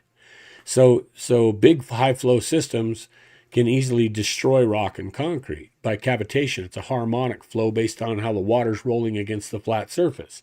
And then eventually it'll create little micro vortices, and those have vacuum, and they'll lift the concrete or tear up the rock. To make a system that is fluent, you need to engineer curves and turns and things like that to adapt to the flow of water so it can make the turn and come back and relax. And that's what we see in these multi-angle turns that they've applied whenever they do a 90. So it's pretty crazy as far as that goes, that there are other things in Egypt, at least on our lines. I found this stuff in 2010 that would serve to validate a theory of a massive complex, not just under Giza, but Egypt wide. And what I'm showing you isn't, I didn't draw them in there. They're not, they're a fluke naturally, but they're certainly not a natural fluke. They're not something that just could be there when you have the same aqueduct over hundreds of miles, a blast crater into that aqueduct, destroying it. It's got to be 8,000 years old or more. You've got Westerman, who's one of the top Egyptologists over there doing the work, telling us that, yeah, there's structure under the Assyrian 800 feet deep, and there is evidence at the Assyrian that it is getting water from somewhere that no one knows where the water table for that is. And everything else, it all ties together into one massive thing. So when we look at the new stuff they're showing us, why would we even really, especially in the face of this other information, why would we throw it under the bus the way we do? It amazes me that we'll even go there. It's because with everything in tune in the ancient history and even in this guy's background, who this guy is and what they did and the scientific papers written and the acceptance of the industry, the guy's running an industry on this, and he's imaged their lab, 1.4 kilometers deep and the whole 9 yards. If this was introduced into an unbiased court, let's say, they would have to judge for it because there's so much diverse evidence, so to speak, or information, data that directly correlates with historical account, with everything else over multiple sites all over the country. It would be impossible. It's basically undebatable. It's basically beyond reproach if you take it in total, all of it, because there's nothing you can introduce against it to say, oh, well, that's not there for one. And then to say, well, why would it be there? What's the context? Everything is there. We have the context. We have all of it. And we can't say, well, there's a potential for this to exist, but not a potential for that. You're telling me that these guys can't dig shafts like that and chambers, but they could build those pyramids? Really? It's a lot easier to mine that rock out than it is to cut those rocks and put them in place like that. A lot easier. You could turn that rock to powder and just peck it out of there and take the whole thing out. And a large group of people could do it a lot faster than you think they could. But to build a monument like that, to cut stones within 1/50th of an inch, to where there's no room for mortar, there's not even room for air. There's room for water, but not air. To be able to do that, to make 6 surfaces optically cut, optical standard, above optical standard, to do that on 37 square feet per surface, when we have a hard time doing it with the Hubble telescope, which was 35 square feet within the same tolerance, and you're going to tell me they couldn't do that? I mean, the shafts are not the impressive part. It's what looks like a city underneath those shafts that's impressive. If we really look at that, it's insane. And to think that that's not what that is, when we can do some correlation and we can do some overlay work and we can just run this together back and forth and say, okay, well, if it's not, then what would it be? Because there's no natural explanation for it. So there's no other evidential explanation to say it's not, because that's not natural faulting. Natural faultings don't follow pathways that resemble networks associated with a city, where you have major thoroughfares and avenues of traffic. The way we develop cities, the reason it looks so similar to that other city layout is because this is how we develop it. We have major routes of traffic going in and out. We'll have a few major conduits that go through the center of the whole thing. On the other edge, we have usually larger, more congested at one side, and on the other side, we'll usually do more industrial storehouses, warehouse type thing, and stuff like that. And everything is laid out the way it should be. And we know it's not Cheops. We know it's not Cairo. We know that the sprawl that we see in Cairo is not reflected, but only a region about like this would be reflected in the scans that we see. So, taking all this into account, I'm going to go with, I'm 100%, or I'm 99. I'm 100% theoretically positive that there is a bunch down there that nature did not make, that historians throughout time did get some remembrance and pass it to some people. And I'm positive about that, if nothing else. I'm also absolutely positive the technology works.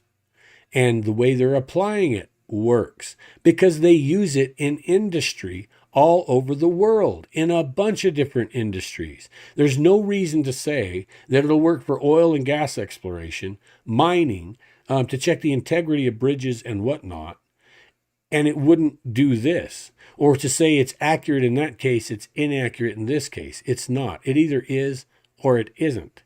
And here's what we're looking at, and it's in before our eyes, and these aren't ghosts.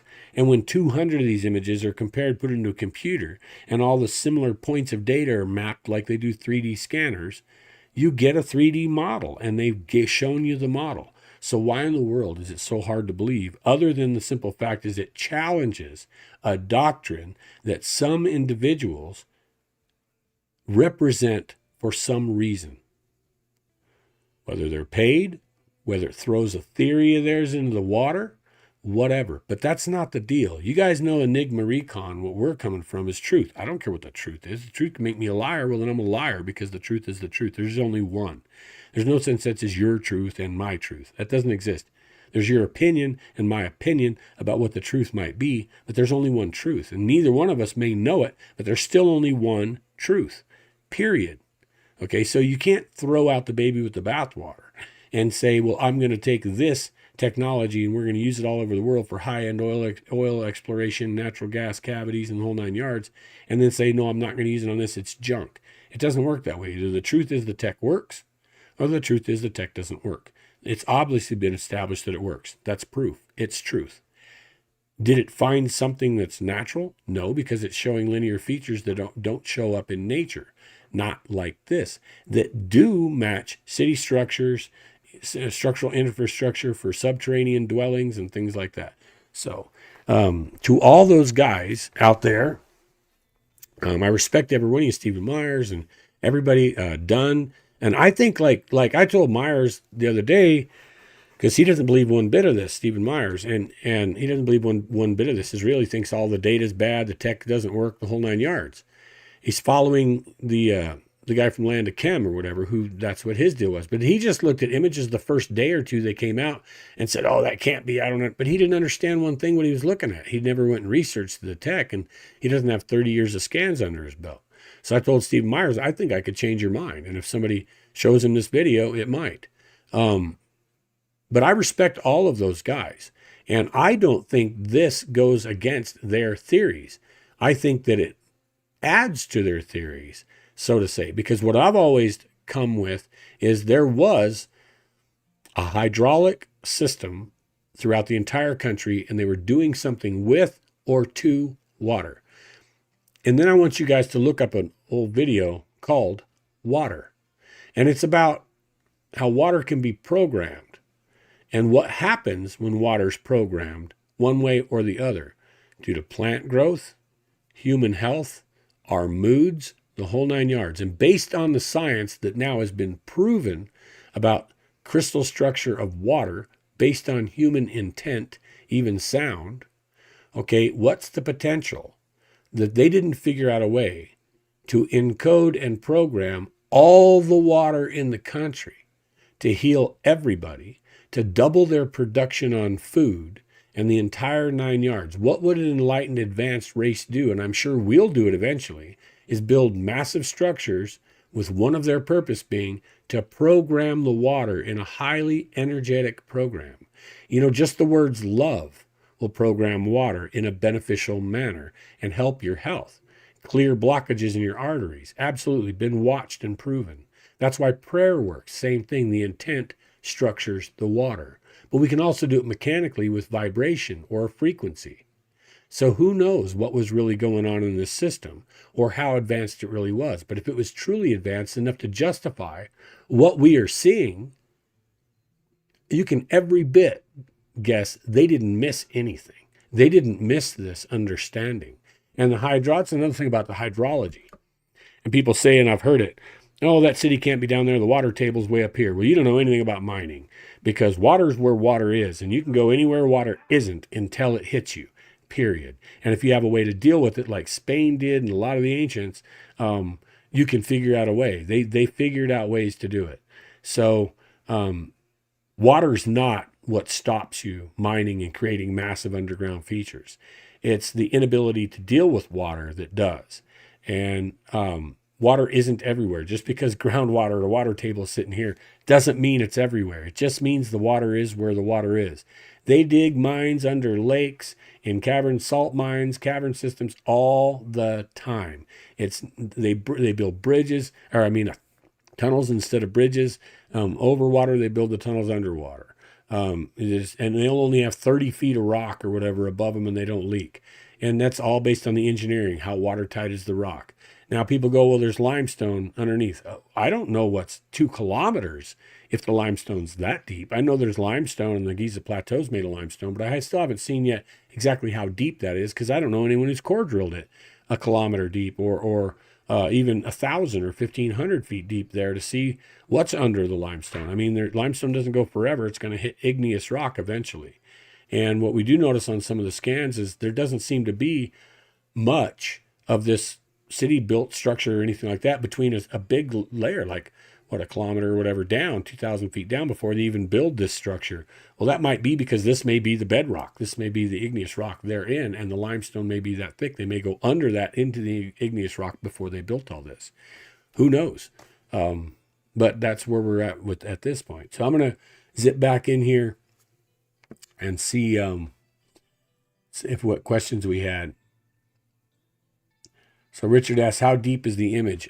I don't know because we don't know the angle of the satellite or its altitude and apogee and its placement in the sky, or I could do the math and figure out what we're looking at. But I don't know. We'd have to probably wait. I think they've released that information, and it's a couple kilometers deep from what they say. How are they producing their oxygen that deep? Well, you don't have to produce the oxygen as much as you have to replace it. So you have to have a way for it to come in and a way for it to get out. And as long as one is higher than the other, it'll automatically draft. It's called the Venturi effect. And that's the same way that prairie dogs and rodents and other things ventilate their systems. They can be really long and very, very complex, and they'll ventilate the whole system just by having a mound or hole at one end that's 6 inches higher than the one at the other end. It'll automatically flow air. So that's not so much consideration. Also, water. Anytime you've got that much water, you have an oxygen source. If you're advanced enough to build systems like this, and I guarantee you they weren't lighting this with torches. There's the potential you had electrolysis, and therefore you could make your own oxygen, no problem, as well as hydrogen. You use the hydrogen for a fuel. Now, we also know that they were electroplating thousands of years ago. And that they also had like the Baghdad battery and things like that, which they believe was used for electroplating. If you are electroplating, you're already producing hydrogen bubbles and oxygen bubbles off the cathode and anode. So they would have been producing oxygen off some of the processes anyway. So, or we can assume. It says over 20,000 years ago, likely.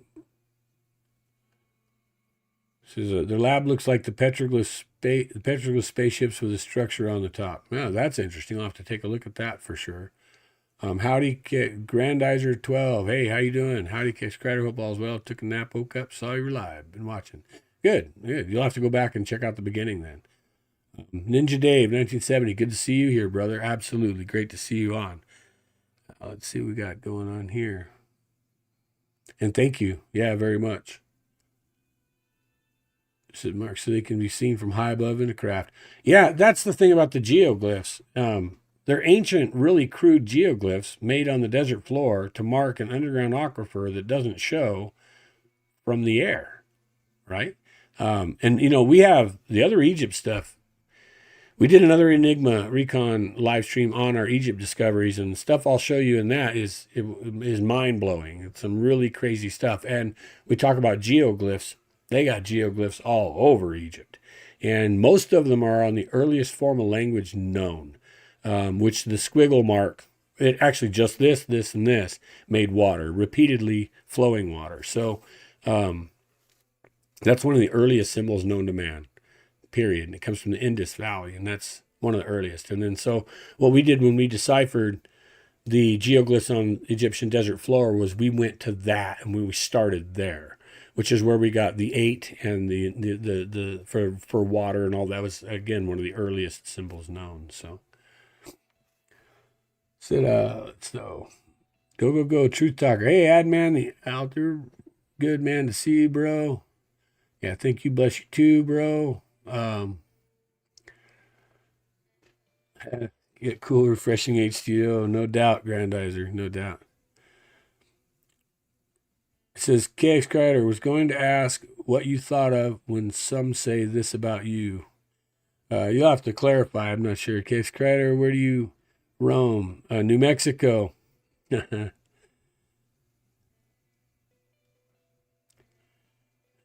they're campfire legends that the Bigfoot men sing. Man with the camera hat. The man called KRYDER. I love it. Pretty cool, man. That's pretty neat, brother. Again, those are 12. Yeah, and I haven't been doing much of the Bigfoot thing lately, and kind of apologize that, everybody that's into that, and I know I gained a long time now big crowd of Bigfoot enthusiasts, and then a lot of the guys into the treasure stuff and the ancient history aren't into that, and it all absolutely ties together in one way or another. They're directly associated and not that far off. That's why most of the ancient mines in North America, they go far into prehistory. Most of them are marked with 3 different types of head sculptures. One is either a man or a skull. The other is what looks like to be like a alien Gray's face, and then the other is what looks like a Bigfoot face. And these are often so either 2 of them or all 3 are often at the ancient mine sites all over the Southwest USA. And we have there's ancient glyphs. I probably have one sitting here actually, of aliens and Bigfoot and humans all on the same glyph panel, and also at the same time associated with mining. And I was just going to see if I had one just sitting here. I know I do, but I don't know really where. Sorry about that. But anyway, you guys have seen them in my previous live streams. I'm sure I've shown you something on that. But I don't think we're going to try to go a whole lot longer tonight. If you guys have any other questions, I want you to feel free to reach out, beam them to me. We got quite a bit of people watching right now, 54 people. I want to remind everybody to hit the like button, of course. I might open up another file or two on the Egypt stuff. But before that, I want to just recommend or, remind everybody to, hit the like button and everything. If you subscribe, if you're already a subscriber, check to make sure you're still subscribed. They're removing them. If I gain 10 tonight, they're going to remove 8 by tomorrow. So it's just the way we get it. It's the way it is. But sharing this content, that's what I really need you guys to do, is you take the time, you copy the link and just paste it wherever, any social sites, anywhere, and get this out, especially on this one in particular. And there's a reason. And that's that people need to know not to stop at, SAR data won't do that, because all these pro talking heads are saying that. And what's weird is it's pro in the Fortean aspect, and it's pros in the archaeological and academic aspect.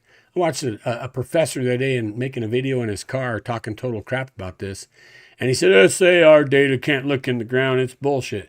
But here I showed you, they didn't use SAR data to look in the ground. They used an algorithm to look at SAR data and look at the microharmonic resonance, which shows things in the ground.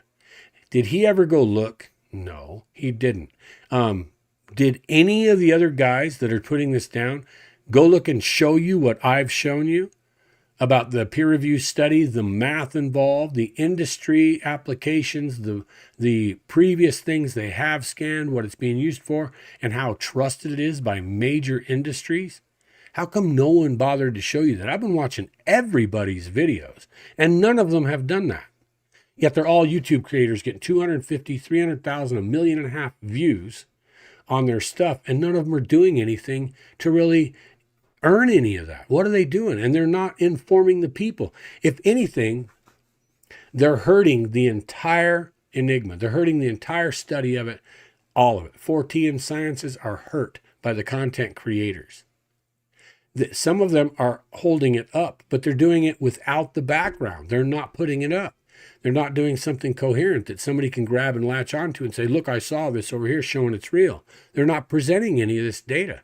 Then you got the guys who are putting it down, right? They're destroying, and they're part of the Fortean cult, right? Or the Fortean group of people that are supposed to be enlightening the masses in these days. And they're throwing it out the window without ever taking a serious look, because it makes them feel some emotional reaction. Hey, man, it would be better if we didn't even have those guys. Yet they have the full platform. They have all the audience. They have all the people. They got the algorithm working for them. And you're learning nothing from them. And isn't that funny? Maybe that's why they have the giant audience and the algorithm works for them, because you're not learning anything from them, and nothing they say truly jeopardizes the doctrine.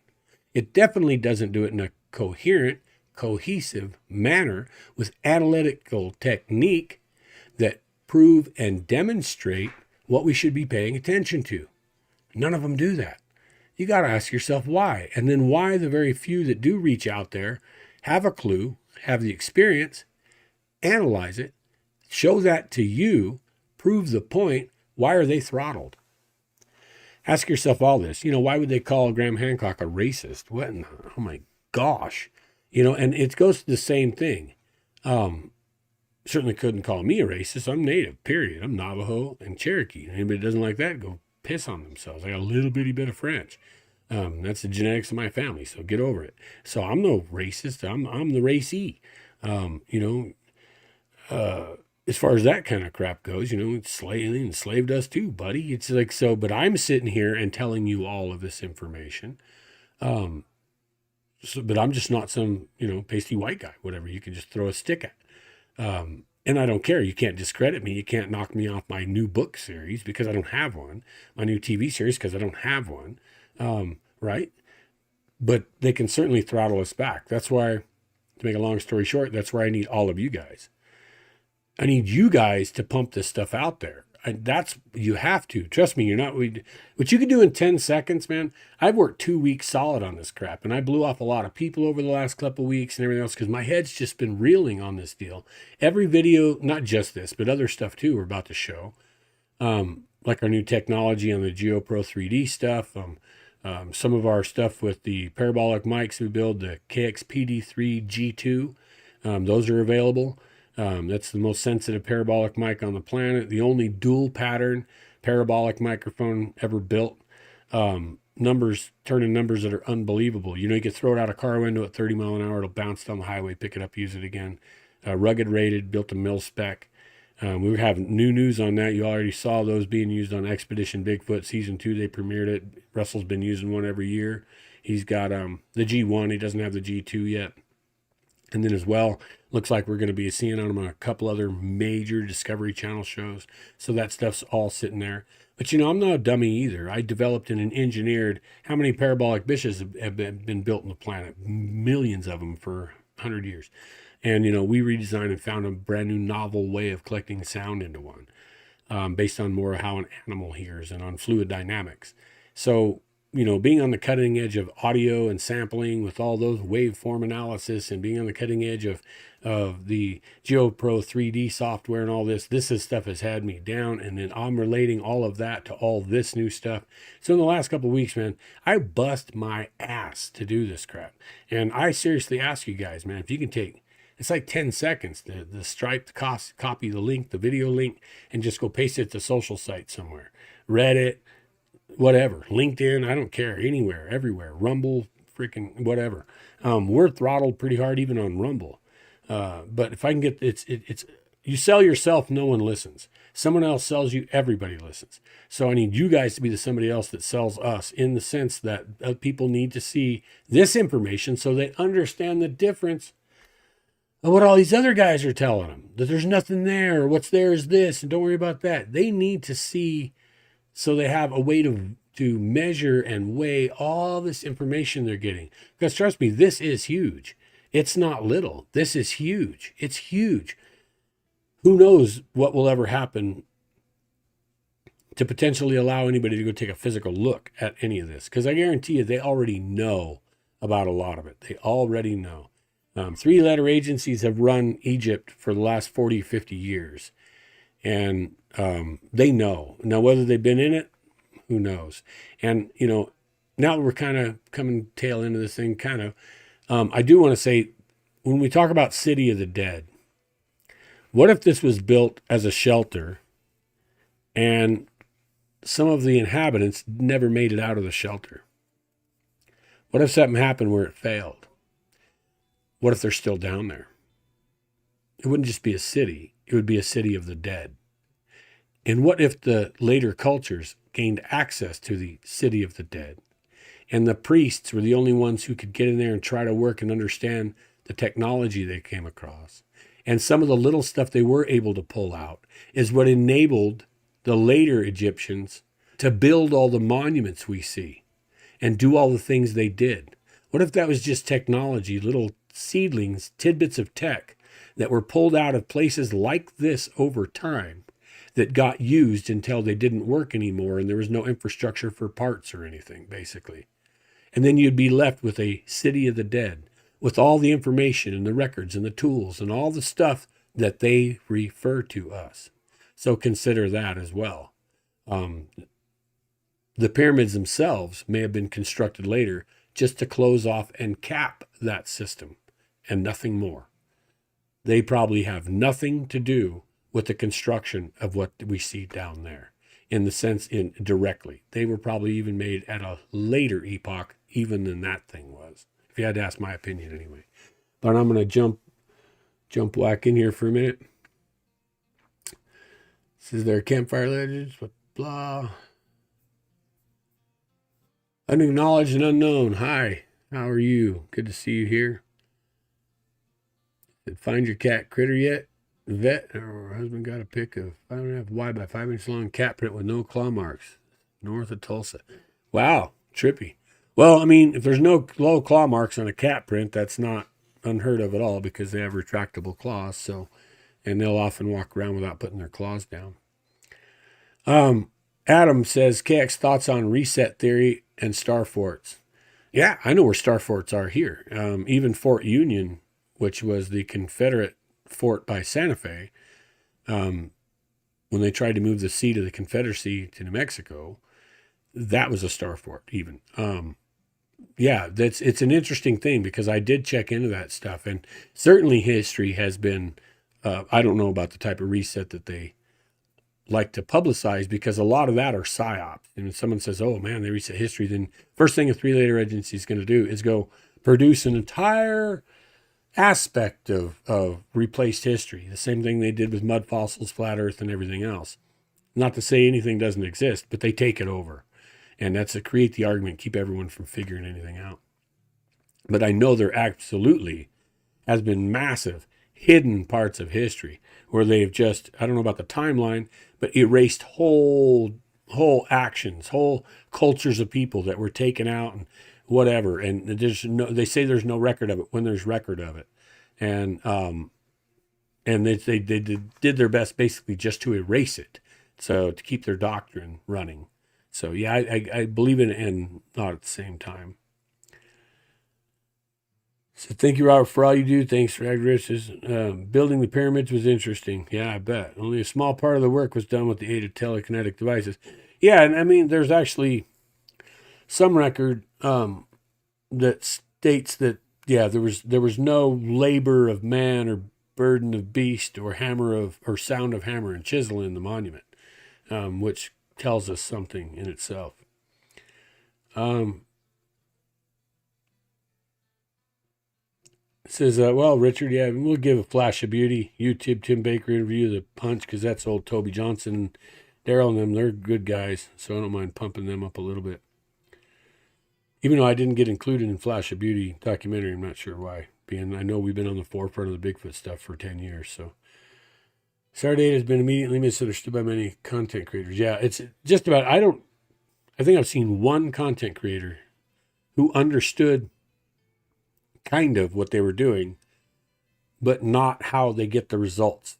So he still didn't quite get that you could use it for stuff that deep, and he didn't believe the historical context was there for it. Yeah, I believe we are the barbaric surface dwellers. Absolutely, at least in comparison to at least one of the, ultra terrestrials that live down there. So, okay, you guys. So we got 55 people watching. That's freaking awesome. I want to thank everybody. I don't know if I'm getting off of here or not yet. I'm going to wait and we'll see what comes up on the chat. If somebody wants to see something that we've shown in the past that relates to this, or even if it's different, this is Enigma Recon. The guys that have seen this a million times know this is informal. At some point in the show, we tend to just start jumping into files and, man, I don't even care and whatnot. And that's kind of where we're getting close to now. So if anybody wants to check something out, jump in the chat room. We'll be here for a few more minutes hanging out doing this. And I want to appreciate everybody. I was going to give, like I said, I'll give an opportunity for call-ins too. If anybody wants to jump in and share information, I can send you a link for a collab cam, and system works pretty good. Done it in the past, and it'll pop you right in here and we can talk about it. But yeah, so I definitely want to hear some other questions here. And yes, while we'll wait on that, we'll take another quick look. Something kind of cool in Egypt, maybe. And we talk about big structures and giants and things, and a few people have seen some of the larger stuff. And I wanted to deal, there's a whole deal about on Noah's Ark, and I don't believe Noah's Ark was the only big boat. I think it was just the only one that, within that historical context, was the one to make it because of the way it was. But I don't know if you guys ever seen the giant polymer boat or geopolymer ship. It came up at one point. I still have a file on it. I'm in this computer. This computer does not have all my files in it. So what is that? It's K.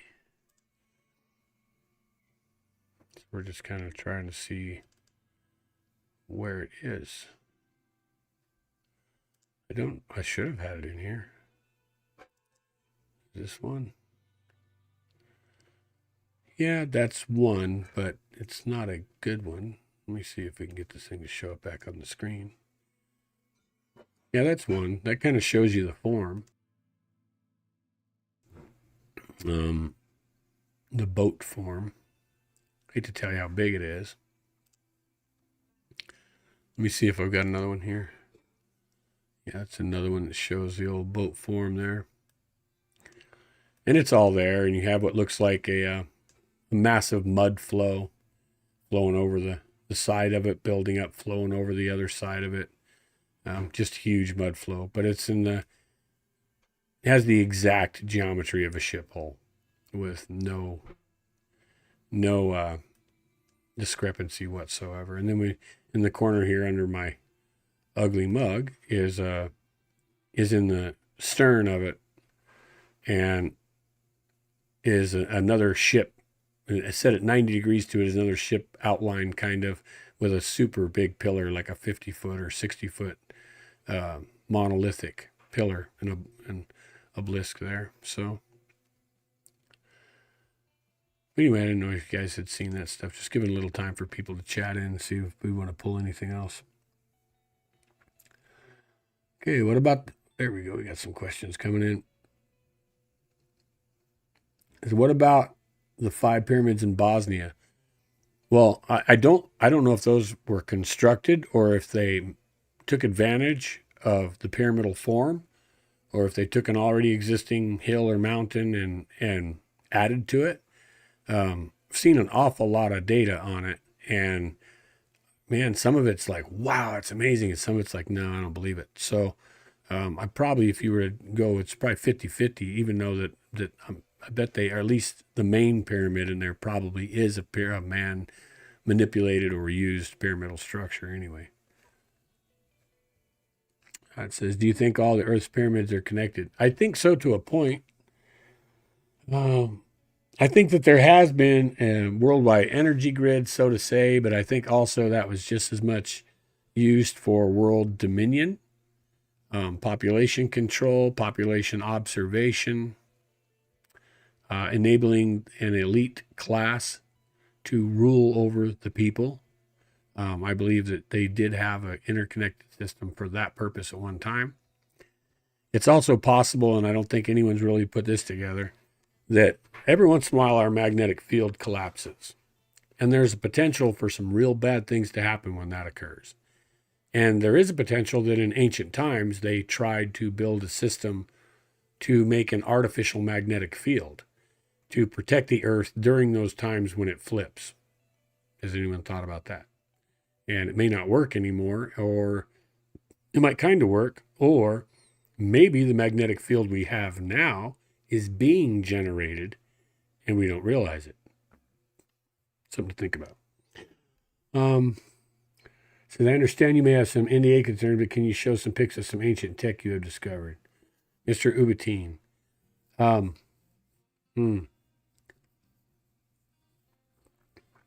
Yeah, not really. Yeah, there's beyond NDA concerns. So, and we don't, when we say ancient tech, so we have not recovered devices. We have located. We've been looked at them with scan data, measured their effects, been affected by them physically, and had our technology and our devices burned up, destroyed, affected, and things like that at these sites. And then we've recovered, and like the figurines I showed a little while ago, artifacts that were created with advanced tech. Because even those have no tooling marks on them, even under high-end microscope. There are symbols cut on them that have no microchipping in the jasper, and it's jasper. And I don't even know today how you would make those the way they're made.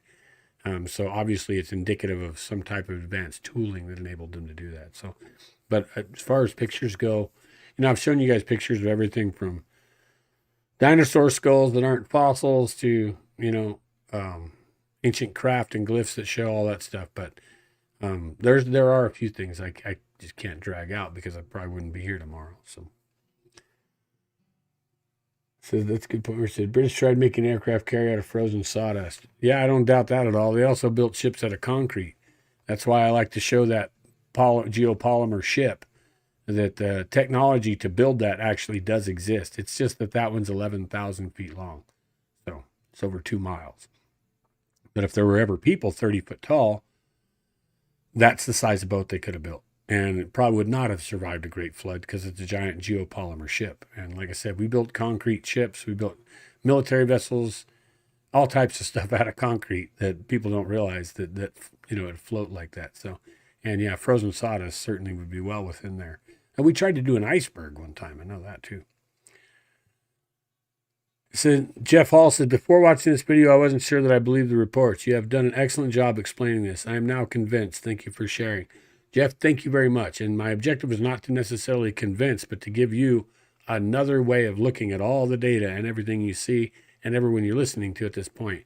And if you want to do me a favor, if you're still on here, Jeff, share it, because the same thing you just experienced is what I need everyone else to experience. We're here to share truth. We're not here to share conjecture.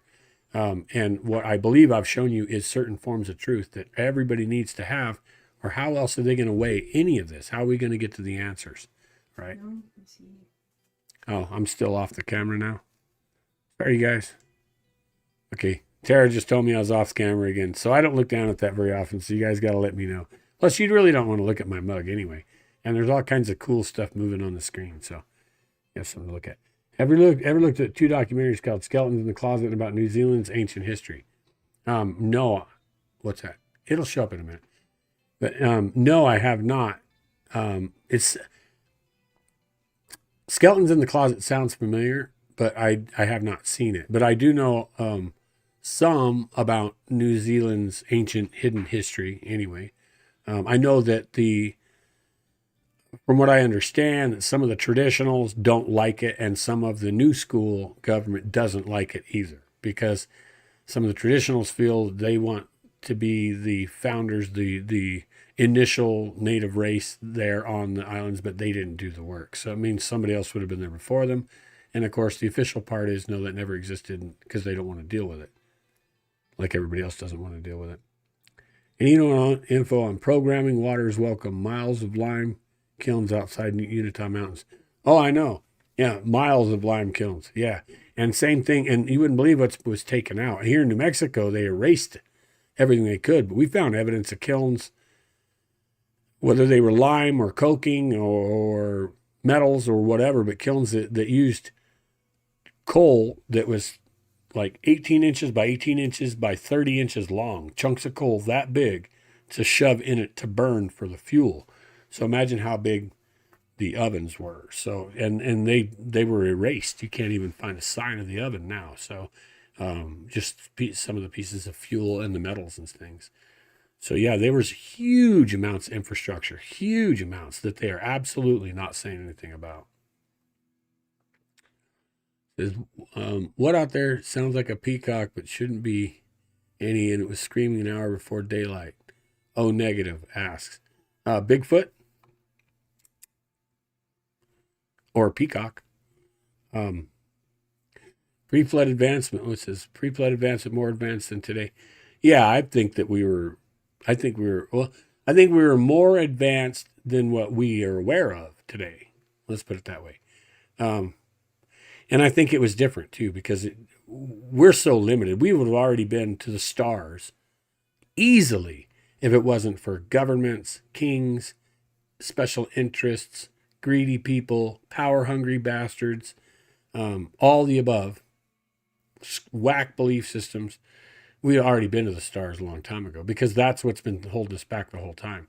Even patent laws, you got to wait 5 years, 20 years, whatever, before another guy can build your damn device. And so why would you advance it? I can just sit on this and make money for 5 or 10 years. All these things stall humanity. In any 50 or 100 years, we can go from a wagon wheel to star travel, just like that, in any 50 to 100 years, if everything was flowed just right. If the king had was omnipotent and had all the resources to everything, and all he wanted to do was learn and develop and devise, and that's all they did without anybody stopping it for any reason, yeah, you'd tear it up, man. This is what's your opinion on the Dark Pyramid in Alaska? Never seen it.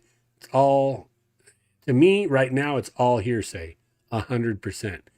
Because so far as well, I've heard of talk from whistleblowers, but never seen a whistleblower come forward yet that proved credentials to say who they were.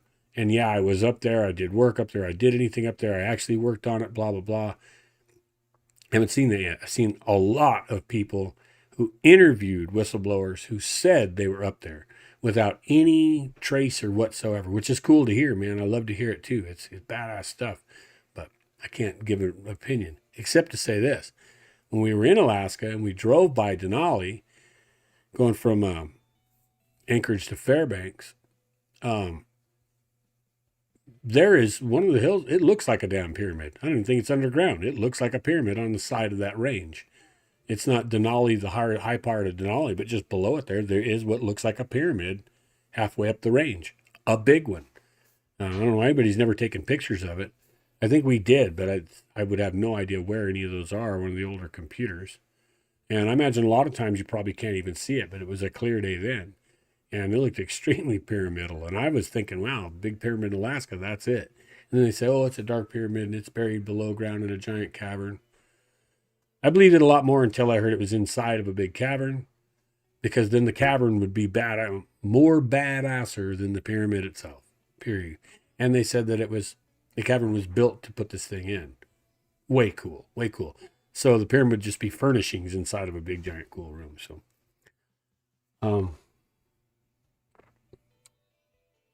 you guys are cruising. World Bigfoot Central. Duke, what are you doing? Duke. Heard you just got done with a show too, bro. Somebody in here said that they had just left your show. Okay. Well, you guys, man, you got a lot of people checking things out. Is there anything else you guys want to see? Any other files you guys want to check out? This is Enigma Recon. We'll do whatever the hell you guys want to do. I'm going to smoke a cigarette. Want to call in? Want to jump on the show? You're welcome to do that too. I recommend the chat, whoever's watching this thing, really, because for one, there's a lot of cool people in there talking some cool stuff, but not many people are really using the chat at the moment. Oh, I got somebody else up here. Oh, I saw your comment, Chris, but I didn't say hi. So Chris Maitland, hello, how you doing? Ninja Dave and I were on a project together. Do you remember that, Dave, up there on the when we were conducting the study for University of New Mexico Bigfoot study? Dave was up there when we got to go up there and do the work with J.C. Johnson, for all the cryptid people who know who J.C. is. Yeah, I'm planning on hitting Nebraska Bigfoot Conference unless something squirrely happens. Yeah, I'm planning. That's a rough one for me to do, of course, because we're already in New Mexico, and getting away for a length of time is pretty difficult. But they're such gracious people. They were great to work with last time. Like I said, I'm sure hoping to. Everything we've got right now says yes. So it's kind of logistics related and getting things covered here. And I know it's really last minute, so I don't want to bail on them too last minute or anything like that. But yeah, it's all in the plans at this point, Rags. It was a pretty good conference, actually. I don't know who all goes up there, whatever, who's watching that goes. But yeah, it was a really, really good conference. And another thing I want to say here, pretty soon, I'm going to be doing a little adventure into, I don't want to just say it contingently in one sentence, and very deep, because these things are kind of weird, road that it's paved, but it's very deep, and it has an itty bitty hole, and it's in the middle of nowhere, under a very abandoned desert. And felt found out where it is, and we're going to go in and check that out. I don't know what's going to happen, but it's going to be badass. And I don't know if it's abandoned or if it's still being used or what. But you guys might want to trip on that for a little while too. So the same thing for me. Did that one 3 years ago in a row. Oh yeah, Nebraska. You drove further than me to get to that thing, Duke. No joke. I didn't know that. Are you going this year, Duke? Hell, you ought to answer quick. So I don't. We're on a big delay here, you guys, tonight. It's like, I don't know, a full minute delay at least. So it takes about a minute between when I get the deal here. Could you talk about Golden Frog? Yeah. Golden Frog is a cavern apparently full of Aztec treasure and early Spanish or Jesuit. And it consists of a small crawl-in, and inside are piles of gemstones and the wooden yokes and baskets used to haul the gemstones up here from Mexico by the Aztecs. I actually got to put one of those on my shoulders. It fits me perfect. I must have been a slave in an early life. But it really did fit me perfect and very cool. And there's some Spanish armor in there made of metal, steel, or whatever, and then brass as well. Like the horse stuff in the stirrups were 8-pound brass stirrups and very early armor. Crossbowman's helmet, some other stuff. And the deal on that was there was an elderly gentleman who was a sheep herder, but his family were cattle ranchers. And they didn't get along. Cattle guys and sheep guys didn't used to get along. Not at all. So they didn't get along. They had a really rugged mesa that didn't really have any good way to the top and bottom. So cattle couldn't really use it, but sheep and goats could. And so the old man pretty well just kept to his sheep and goat herd. And to himself, kind of against the family. Well, one day he lost a few of his goats. He came back down off the mountain or the mesa. Some of the goats were gone. And I think 4 of them disappeared out of like 20 or 22, whatever it was. And so he thought, oh, screwed, man. He, thought a cat got him. Something happened, heat stroke, something. So he was back up there a few days later and had the herd up and went to start getting them all together to get off the hill. And sure enough, them 4 were back. And he's like, he didn't see them come back. He's like, oh, where in the hell? So he took half the herd up next time and decided to watch them and see if they didn't get away again. And they did. Those 4 moved off by themselves away from the rest. So he tracked them out. And he said, got down in a box canyon. It was real tight. And he said the tracks just went over these little sandhill dills right up to a rock wall. He said he couldn't see the goats. And he went over there and he said, but when he got over there, it went down real deep and back up. And the goats were in the shade behind a curtain of rock that had separated from the main body of the cliff. And they had gotten up and in behind that where it was shady, and they were in there. And he said there was goat poop in there, so they had done this a few times and he didn't know about it. And he said he was real curious about it. So he went to the back of this crack, and down low, about knee level, was a hole going in. And he said it was real hard to even see because it was down low and the crack wasn't very wide. And so he came back.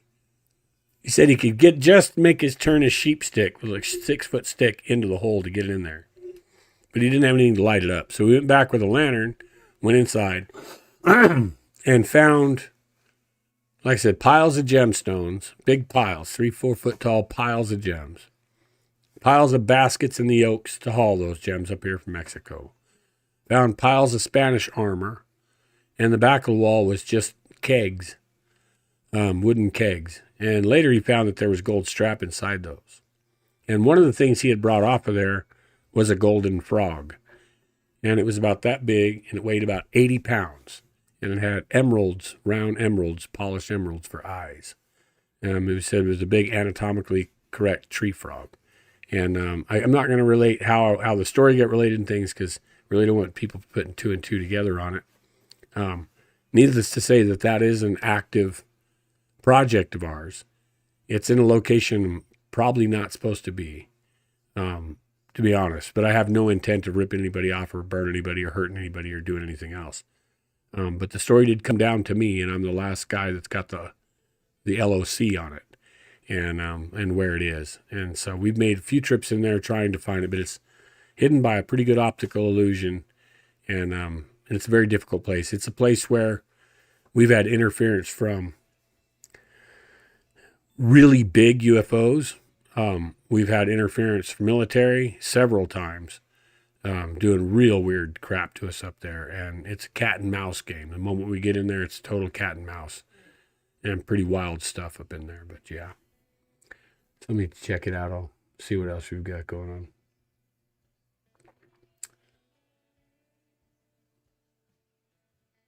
on. They're talking about, Richard's talking about above ground pyramid in Alaska.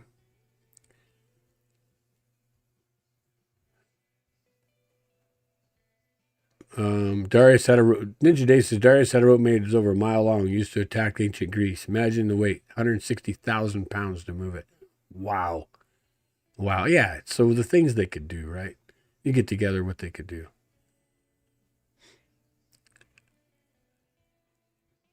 You still need to go. Yeah. Okay. I'm sorry, you guys. Don't mean to give you dead time here. I'm just reading through some of our stuff we can catch. The Duke said MK Davis is filling in for him. Where? In Nebraska? Oh, you're not scheduled this year. I get that, but are you going? Probably not. But I'm just wondering if I was going to see you. Because I'm not doing many conferences this year. So I'm not doing Phenomicon as far as I know. I think they brought the doctor back to Phenomicon, even after it showed for 3 years he's been lying to the public, which doesn't make me very happy about it. And he changed his whole tune. I'm happy about that, from big monkey to ancient human. That's cool. At least he's on the right track. He always knew it was.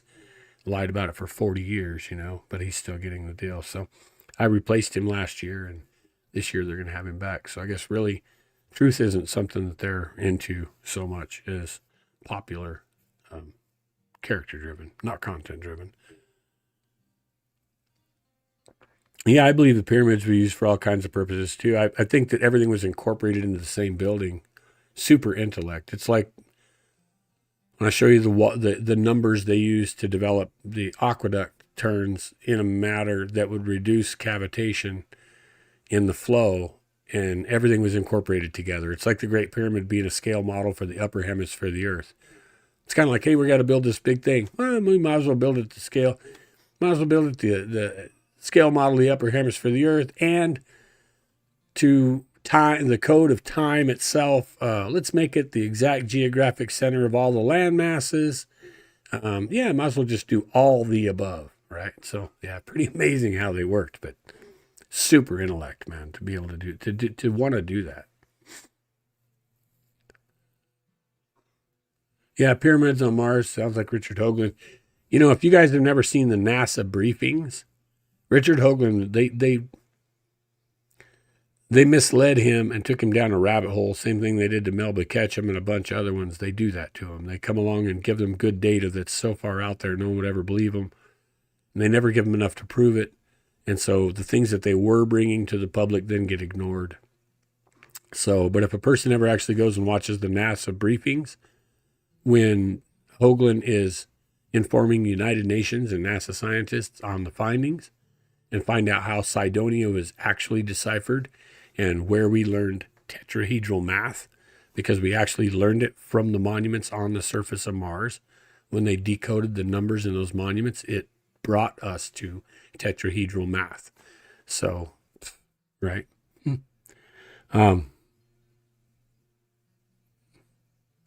Okay, just guys talking about looking on Google Earth right off the end of airport at Kodiak Island. There's a pyramid mountain. Badass.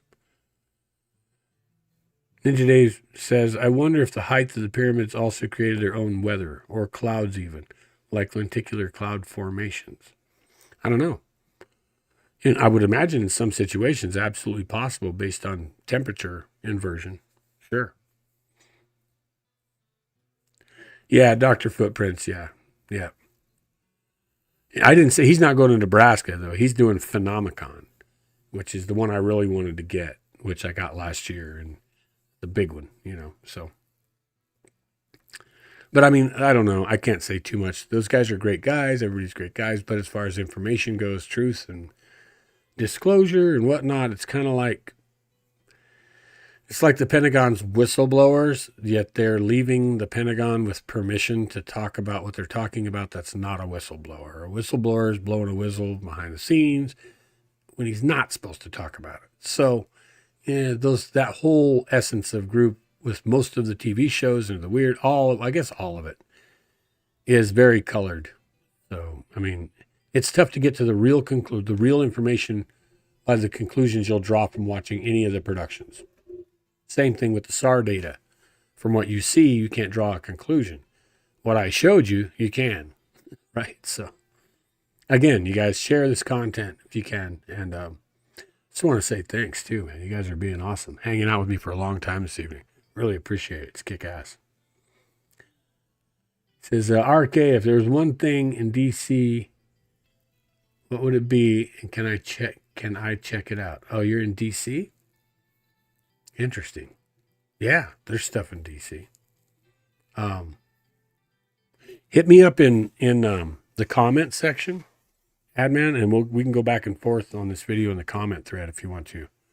And I'll try to do that. They should make casting of Meldrum and send it to Bigfoot conventions. Renee Drew, awesome. Hi, how you doing? Oh, you got a couple other things here I didn't see. Wonder if massive triangle that drifted over you is actually a pyramid. Oh, so cool. I assume you had a massive triangle drift over you. Could be. More likely it's one of our craft that we've got building. I know we're building cubes and triangles. I don't know if off-worlders or ultra-terrestrials are building cubes and triangles, but I know we are. But yeah, that lost comment, and you're right. That guy, right? That guy.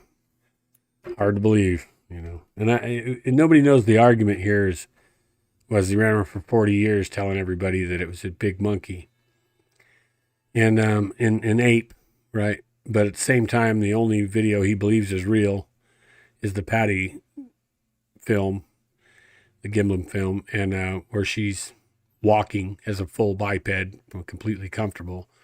And he knew the entire time for 40 years that the moment a biped or the moment a primate walks bipedal, it's classified as a human, period. That's how the classification works. It's not debatable. It's a human. It's not debatable. The moment it walks around as a biped comfortably, it's a human. Not can walk like a bear, so they don't walk comfortably as a biped. My cats can get on their hind legs. A dolphin can get on its tail. But the point is the comfortable sense of locomotion being bipedalism is what makes a primate a human. And so there's never been any such thing and never will be any form of primate that's bipedal. So him perpetuating that for 40 years that they had a bipedal ape was the most absolute ridiculous thing in the world, and he insulted everybody's intelligence by saying that. But now he's finally changed after 3 years of us backing all that into a corner. He finally changed his tune from Gigantopithecus to Australopithecus. So, whatever. Yeah, unacknowledged and unknown. Yeah, compromised probably since the 70s, I would say, since 1975. Okay, hey, Ninja Dave, man, thanks for staying up for me, brother. I know it's Sunday and not a lot of people are going to hang out late. I'm going to go ahead and call it, you guys, I think, unless somebody has something. I hate to do it. I still got 58 people watching, right? These days, it's hard for us to keep an audience. We just get 200 people on here, boom, no problem. Nowadays, it's like 14 to 30, so 58's kick ass, man. Awesome. You guys are great. Hang out with me all night, right? He says, Rags to Riches, I thought Meldrum was pretty gaga over the mud print of Bigfoot lying down. Yeah. Gets gaga over some stuff. I've seen him say one print was a Bigfoot and the other print definitely wasn't, and they came from the same subject in the same trackway. So,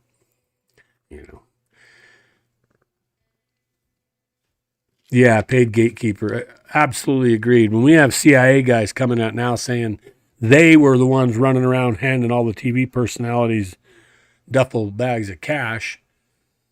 Somebody was receiving those duffel bags, now weren't they? And when in 1974, Bigfoot's an animal that's part of the natural order and being accepted as much, not classified, but accepted as much. And in 1975, it's completely fantasy, a mythical beast from the id, like the Wolfman, or whatever. I'm not saying Dogman. I mean the one Wolfman, like Frankenstein and all that crap. That's what they did to Bigfoot from 1974 to 1975, and that's right when he came into the picture. So yeah, I'm sure they've been paid ever since.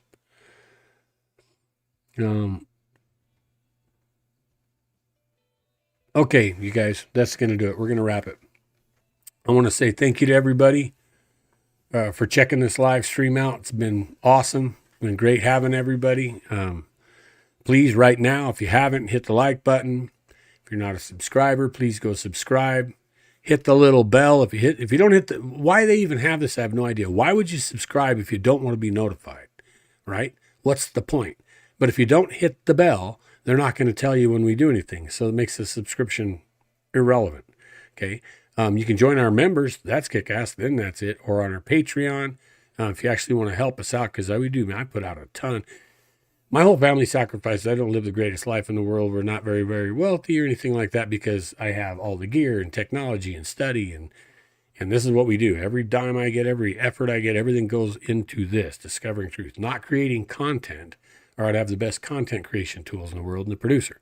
It doesn't work that way. We actually put everything into batteries and detectors and radios and whatever, that it takes to get notebooks and everything that it takes to get all this done on a constant basis. Plus having to take the time off work, 90% of my time, I'm taking basically off work to do all this stuff. So if you guys could share this content, it would be the greatest thing in the world. And really share it with the understanding of what you saw here about, hey man, you guys want the answer? Go look. If you want to see why everybody's wrong, right, or sideways and what they're really saying, what it really means, man, go look at this content. So again, thanks everybody. I need to thank all my Patreons because I zip in here and then I disappear. Then I zip in here and then I disappear. And that's the way I operate because I'm doing real things. I'm not a content creator. I'm trying to share truth. I'm a real field investigator and explorer and recovery, search, and salvage guy and who's doing the deal, who's happened to walk through some of the biggest doors you can walk through on this planet with the biggest people. And I know I've been there and done this. I'm not talking about someone else's research 90% of the time regurgitating. 90% of the time we are dumping our own. And, I've rubbed shoulders with the top of the top of the top because we do that. So, if you guys can help us out in any way you can, I don't care if it's money or it's sharing content or whatever it is, man, do it, please. We need it all the way across the board. So, okay, so let's see. All right, Duke, I will try to give you a call. I've been really behind a bunch of people I'm supposed to call. I have to say I'm sorry to everybody. GeoPro Joe, if you happen to see this, man, I'm sorry I haven't called you back, brother. Need to get that. Duke, I never call you back. I need to some point or another. But I love you, man. I love you like a bro, man. You're funny as hell. Just one of the greatest guys I know. Says, thank you, bro. Be sure to share it too. Helps out the algorithm. Yeah, I know. That's the thing is the sharing. When the share comes in, if you use the share button, especially, don't do copy paste, but use the share button. When that goes around, that does kick the shit out of their algorithm. And I know we're on a list because the political crew is standing up for people in the streets a few years ago got us on a list. So I know we're on that list. So it's real hard to get exposure, but I appreciate it.